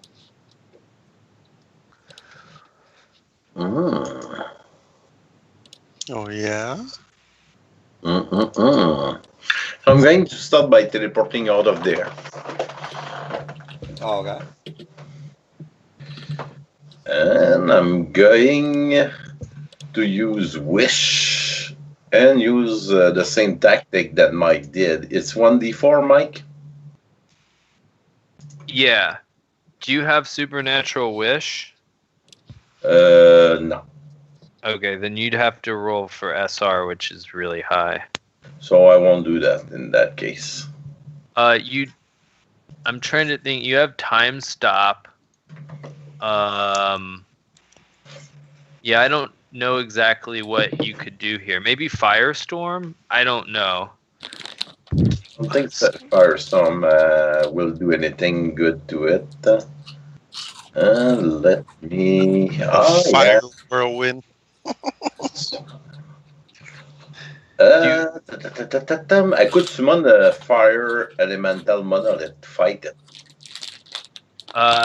You could also try to teleport it, but at that point you're fishing for it to roll a 1. Yeah, but if I try to teleport it, I go against SSR again. Oh yeah, you are right on that one. So what type of elemental is the best, fire or? Maybe Earth. Mm-hmm. Okay, I can summon Earth Elemental Monolith. Let's see what is the page of Earth Elemental for Earth Elemental or Earth Elemental Monolith. You remember the page, guys? Negative.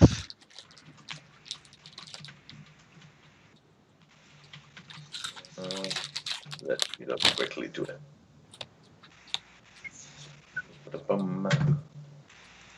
Yeah. Conjure creature from Elemental Monolith. See page 156. Which book is it?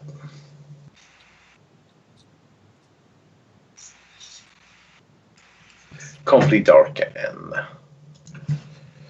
Bear with me, Nelson's one beer. All right. I know what I'm gonna do. I'm gonna drop the little guy from 200 feet in the air. See how do you like them apples? How do you like them apples? Okay, air.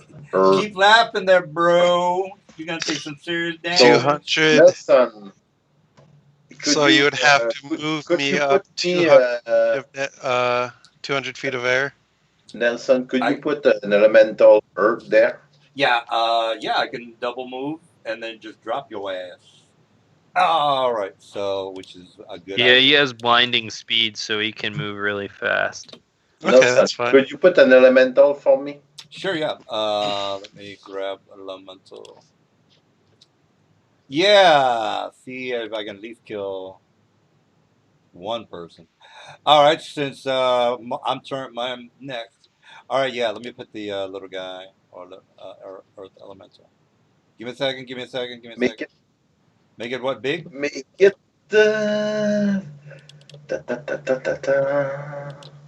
What size is it? Gargantuan. All right, yeah. Okay, here is Abby. Give me a second, Pascal.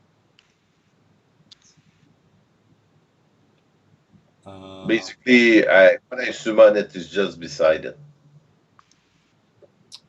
Where are you? Okay, here we go. I got it. All right, you can move. You can move him, Pascal. You can, wherever you want. Okay, basically, let's put it there. Okay, let me one thing. Okay, that's that. Done it. Okay. It's appear on the spot you designate and act immediately on your turn, attacking your opponent the best of his ability. Okay. Let me check his ability just to be sure I'm on with everything. Okay. Two slam attack. Oh yeah, that's basically it. Yeah, knock yourself out. Let me just subtract something from my 1,256 hit points. Knock yourself out. Okay. What is your AC now? It's 66. Too high. So I need a 20 basically. All right. It didn't do anything. That's right, you didn't do anything. Are you done? Yeah, I'm done. All right, just drop the little guy 200 feet in the air, attack of opportunity if you want it, which you're not going to hit. I'll do an attack of opportunity. No, it's another divine search. No. The attack of opportunity is from the elemental because I'm moving out of its threat range.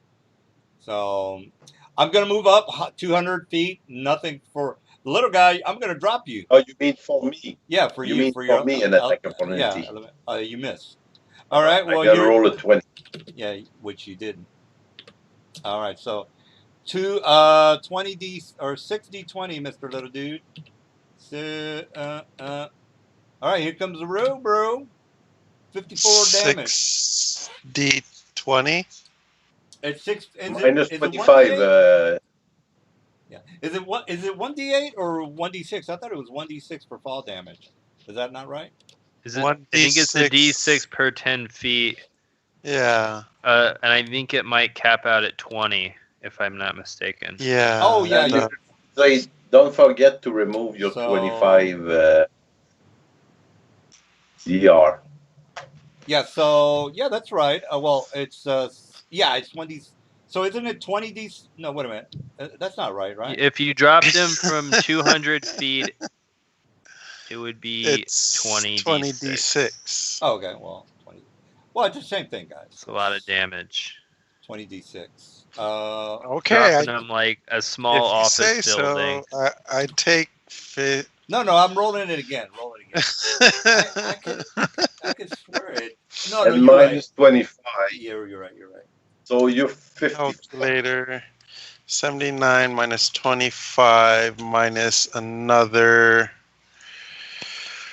What is it? I think it's another 25. I want to say Steely Resolve is 20, so I take another minus 20 off of that, and I take 34 points of damage. Well, I'm trying, so give me at least I can get. You cannot get near me now. So you fell to the floor. You took a little bit of damage, and what are you doing?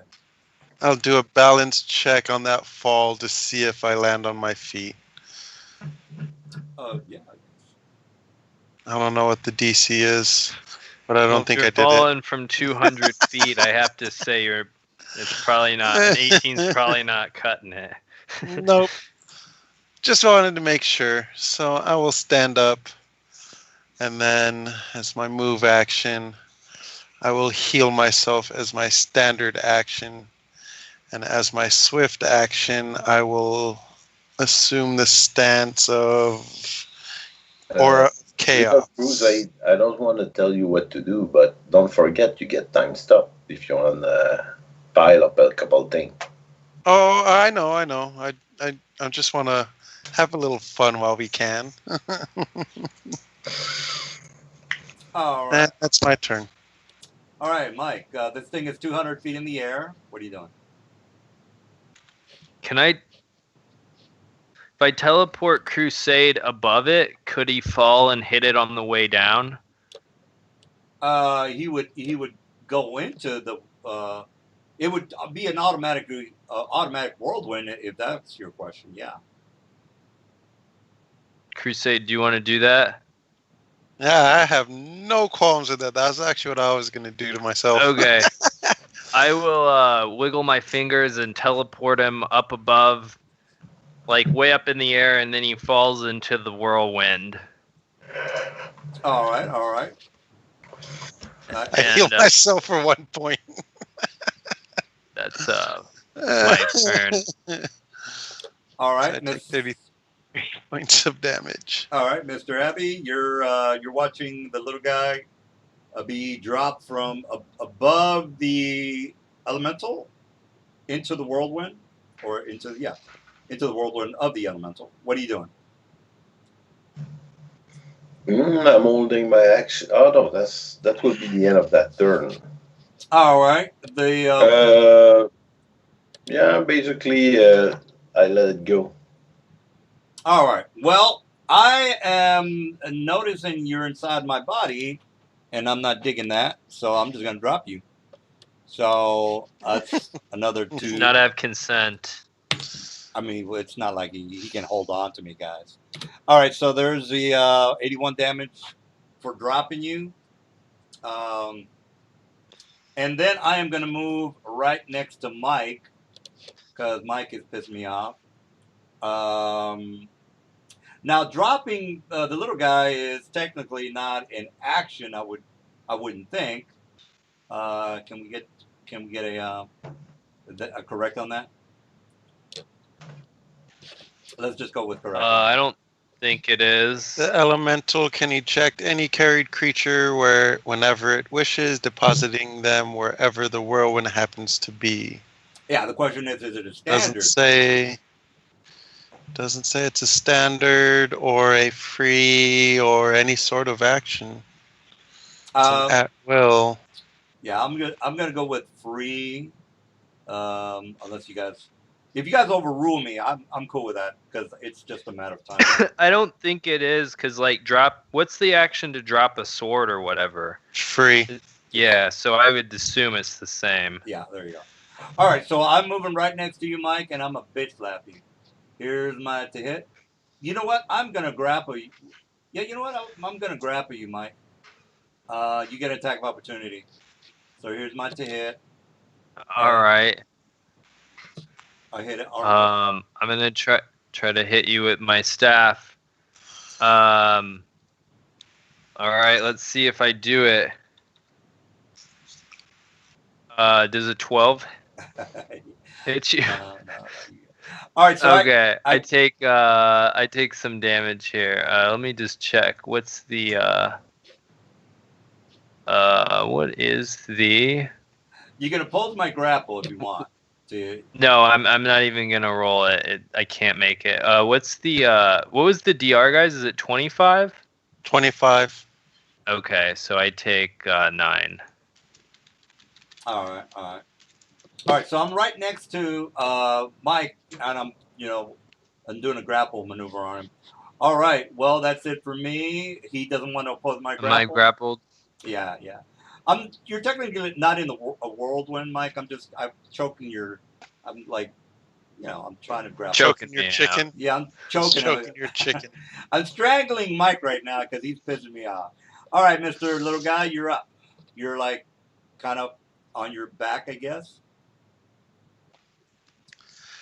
I will drop my warhammer, stand, and draw my dagger. I don't have quick draw, so I think that is my turn. All right, Mike, you're gonna die. Mike, you're being choked. You're being choked at the moment as a grapple. I guess you're in a half Nelson, I guess, something like that. Can't he just like teleport away?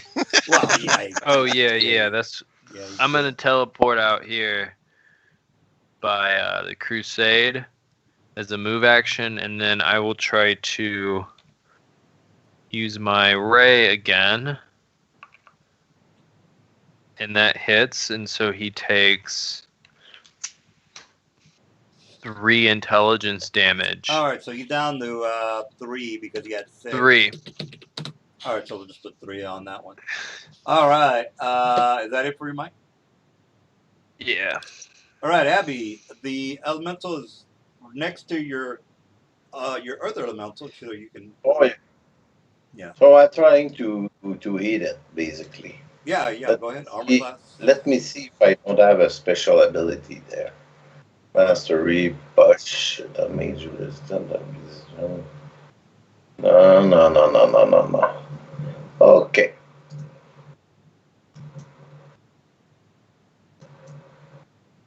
So nothing, Nelson. That's right, nothing. And myself, I'm going to do anything. All right, you're not gonna. Okay, so that's. No, I'm looking at what I might do. No, right. Let's go ahead, Nelson. You can continue that fight.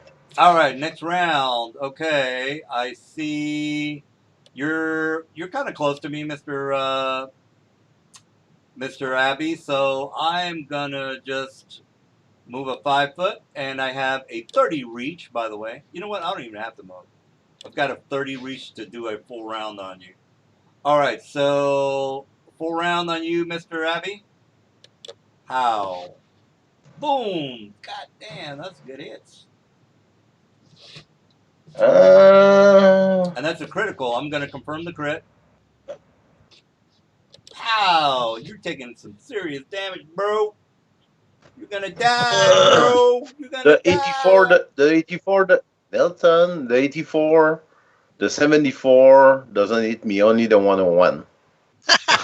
No, so 35 and 36. No, at the beginning of the fight, you said your armor class was 66. No, 88. You got because you got a 20 plus bonus from the from Channel Celestial Paragon. 6 71 minus 25. That's All right, not to give you a hard time, but I got to check this Celestial Paragon. Oh, it's from the book. It's page Channel Celestial Paragon is what? It's 10. It's the spell I just did. Right. Let me find it. Yeah, I just want to see. Does it give him like a plus 30 on his natural armor? Yep. It's we got page, Morwell. She gives page 122. It's a she. She gives plus 28 AC. Page 122. 22 on the Book of Exalted Deeds. Oh, okay. The 20 natural AC, 10 deflection, and 12 insight. For a total of 42. All right, 42. All right, Pascal, not to give you a hard time, but 42, we confirmed that. How did you get 88 on top of that? Or how did you get 8? From 42 to 88? Give me a second. By the way, I already had the natural armor, so I didn't add it, Nelson. Well, that's fine. So you're not supposed to add it. I cannot post it that way. How can I post it? All you got to do is say, this is here. I've got a plus 12 for my dexterity. I got a, whatever. I will do that for you, Nelson. Okay. I get 10 base plus natural armor plus 19 plus 5 from my dex. Well, we already took care of your natural armor. No. Don't forget. Hear me instead of stopping me, Nelson. Okay. 10 base plus 19 natural plus 5 dex plus 13, or I should say 14 from Mount Belk because of my wisdom. Okay. I just had 1 wisdom. I forget to add it there. Plus 4 form armor from Conquered and Killer, plus 4 from Shield from Conquered and Killer, plus 4 from Magic Vestment Spell, an Amulet of Natural Armor plus 3, Aligned Defense plus 4, so that make it to 67 instead of 66. And on top of that, we have to... Give me a second about that thing. We had... where did I put that? I think I collapsed. What was the plus from the Paragon? It should be 22 because you already have a natural armor of 20 bonus, so it exactly. can't. 22 plus 67 make it 89 instead of 88 because I had that extra wisdom that I didn't add at first. Well, I didn't really understand what you were saying, but let's go through this. I think he posted it in Skype one time, and we went through it all. So the monk belt lets him add it gives him the monk ability that lets him add his wisdom modifier to his AC. All right, so 42. Since he's a cleric, he gets a ridiculous wisdom. All right. Oh. So that's a plus 13 plus 1 from AC of the monk. So the monk belt gave me plus 14. Dexterity, I have 21, so give me plus 5. From the Conqueror, then, I have Armor Spell, Shield Spell, Aligned Defense for another plus 4 each, so that's plus 12. Amulet of Natural Armor, plus 3. And that increases his natural armor. It isn't a natural armor bonus. So that does stack. And Magic Vestment for another plus 4. Oh, okay. So if you add it all together, it's plus 67. Plus 22, that's 89. And just to be clear, Magic Vestments isn't a deflection bonus, is it? Isn't it? I don't think it is. Okay, yeah, so the morale buffs are insight and deflection bonuses. So Magic Vestments, I think, is an armor bonus. Yes, it's an armor bonus. Oh, it's an enchantment bonus. And then what was the other one? Let me tell you again. From Concordant Killer, you had Magic Vestments. Was it Shield? I have, from Concordant Killer, I have Armor Spell, Shield Spell, and Aligned Defense.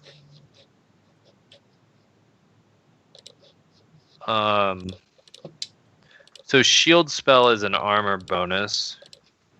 Or is it a shield? Yeah, shield Might be is a an armor force bonus. No. Okay. Shield It's is act like a shield. It's a shield bonus. It's a shield bonus, sorry.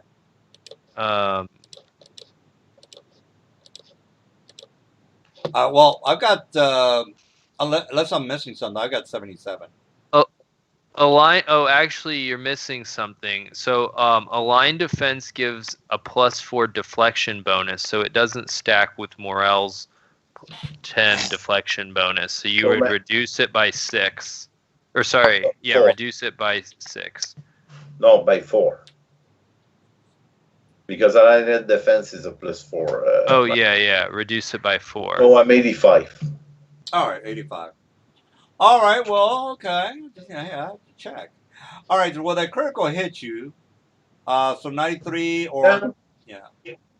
So 35 plus 36, 84. 71 minus 25 is 46, Nelson. 35 and 36 is, oh, okay. All right, well, just as long as you with your DR and all that good stuff. Okay, well, I did my thing. I'm done. All right, Crusade, what's going on? Okay, so my movement speed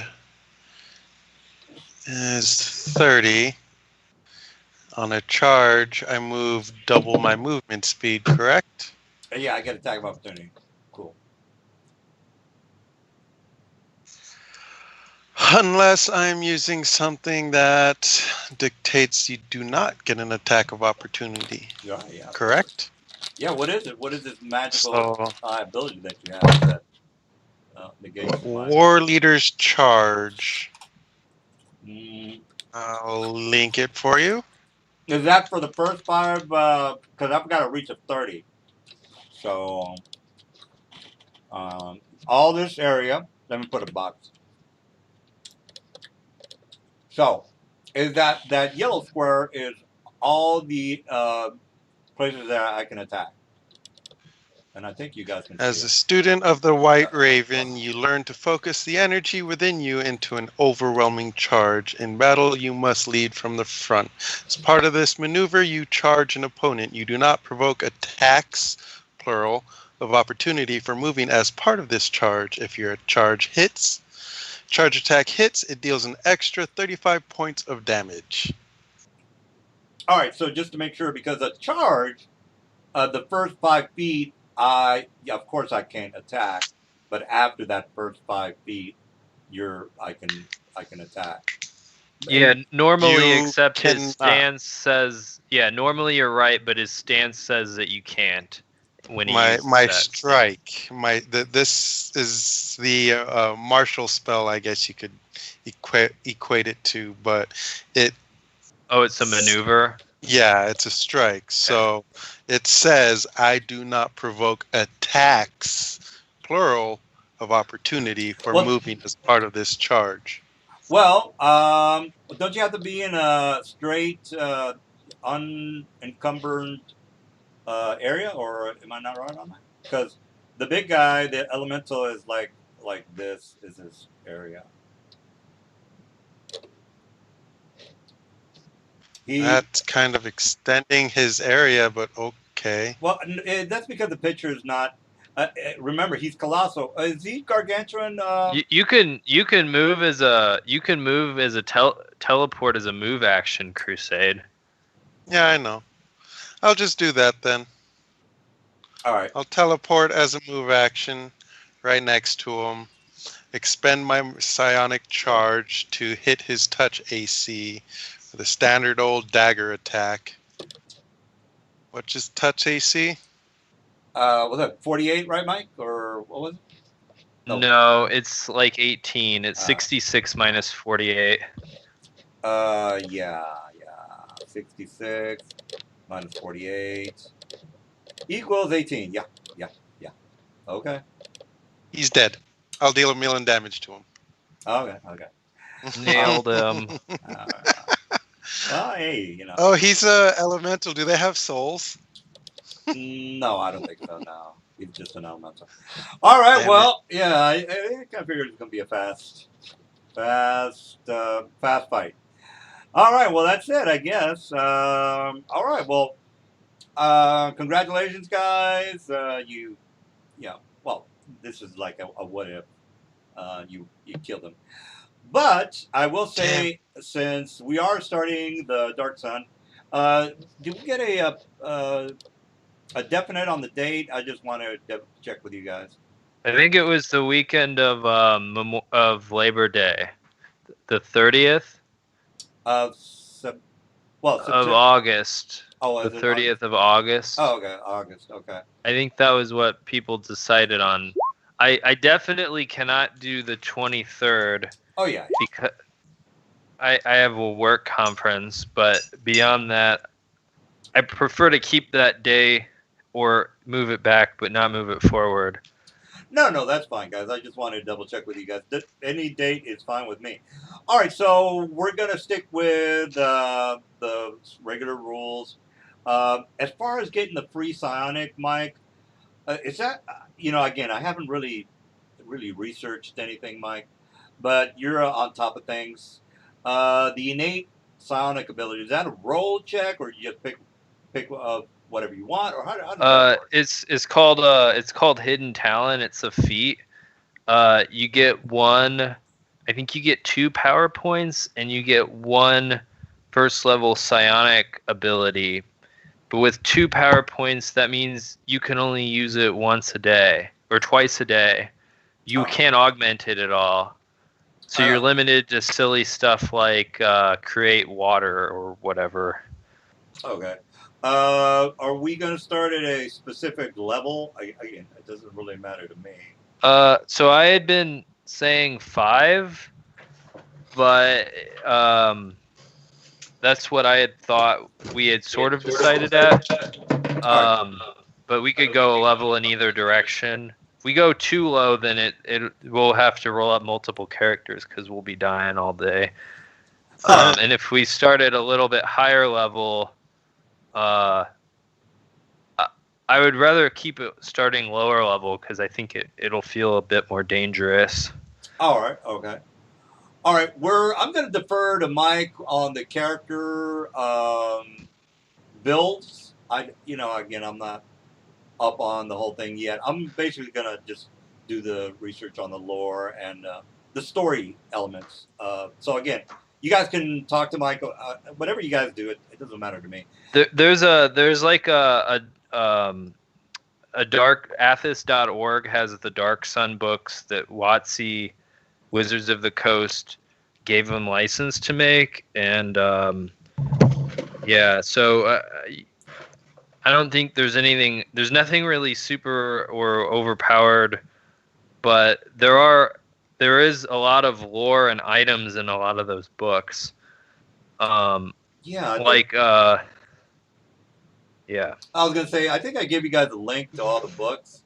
I forgot where the link was, but if you just Google a Dark Sun PDFs, I think it's the first one on the list.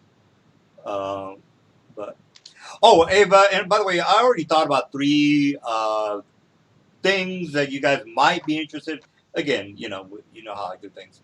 You could go and do them or not. It doesn't not really going to affect.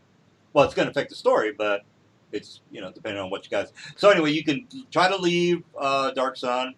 You could try to become a Dragon King and become a good Dragon King if you wanted to, or you can try to restore Dark Sun to where it used to be before it became a big. Yeah, did you know there's you'll have to check the lore. There's a tree that can actually do that in the lore, but the tree is hidden by a group of ancient kind of druids. Oh yeah, well that's definitely going to tie into what I'm thinking about. Yeah, and druids are definitely hunted. It's called a pyrene. A pyrene is like it's a doppelganger basically, but they're nature-loving doppelgangers, and they're super powerful, and they don't really They hate the Dragon Kings because they're nature lovers, and the Dragon Kings are defilers and ruin the world. So the Pyrenes are like the progenitor race of everybody on Athos. Now, couldn't technically, if you wanted to be a Dragon King, I think all you have to be is a sorcerer. There's a whole bunch of stuff. You have to be a sorcerer and a scion to do that, and then that's what I kind of planned on trying to do. But you have to do like very specific things. It's not a super easy thing to do. You typically need to cast a bunch of epic spells too, and then you also need typically to sacrifice a bunch of people as a part of those. So that's the second issue. There is a Dragon King prestige class. It's an epic prestige class, but there are ways to cheese it at earlier levels, but I didn't really want to do that. But because you need an epic feat to do it. So, but there's an item, particularly an item that you really, I don't want to say need, but it makes it feasible to do. And the item's an artifact. And the lady that is in charge of tier, she is the one who knows where that artifact is. Oh, okay. So you can think about tying that in. And that artifact was thrown in a river of fire to the east of the normal area that people play in. Now, I did want to mention the water being important. Now, the water is basically, like I was mentioning, it's sort of like the same as gold. Now, you're not going to be carrying water around. That's not going to happen. It's just you're going to carry money, but it's going to be based on how much gold you have in the bank, or for your credit. You're worth maybe 100 gallons of gold, for the life of a slave, or 100 gallons of water is the life of a slave, and that's what you have to bargain with. I'll go through the details on that, but water is going to be pretty important. Yeah, and the sense people use copper piece or ceramic pieces, but you might run into an issue with water in that if you have a spellcaster that can just make it. Yeah, I was gonna mention. That's why I mentioned the druids create water would be almost illegal. So that would be something to think about. But again, guys, it's if you want to be hunted down, but take your chances on at least creating water for your group. I mean, that is kind of cool. You could definitely do that. That's a couple of things. I'm not gonna go over the whole thing now, but just because again, we're not gonna play until the 30th, and by that time, I'm just gonna come up with some crazy ideas. Plus I got to do the research on that tree that Mike's talking about. So I think it's called the Tree of Life or something. It's something that's real obvious. If I remember, isn't that in the forested area to the to the north? Yeah. There's it might be at the Jagged Cliffs, which are far to the west. I can't remember exactly where it's at, but yeah, it's in the area with all the savage halflings. Okay. Yeah, exactly. All right. Well, we'll go through that as we move forward. All right, guys. Well, hey, thanks for finally going back in time and not going after your wife, Mike. You had a big sacrifice there. She's getting the dirty deed. No, I'm just kidding. One day when we finish this, I'll fix everything, and then I'll go back and fix all those issues. So it'll be worth. Well, she hasn't even been born yet, so I don't know how that's going to affect it. Probably it's not.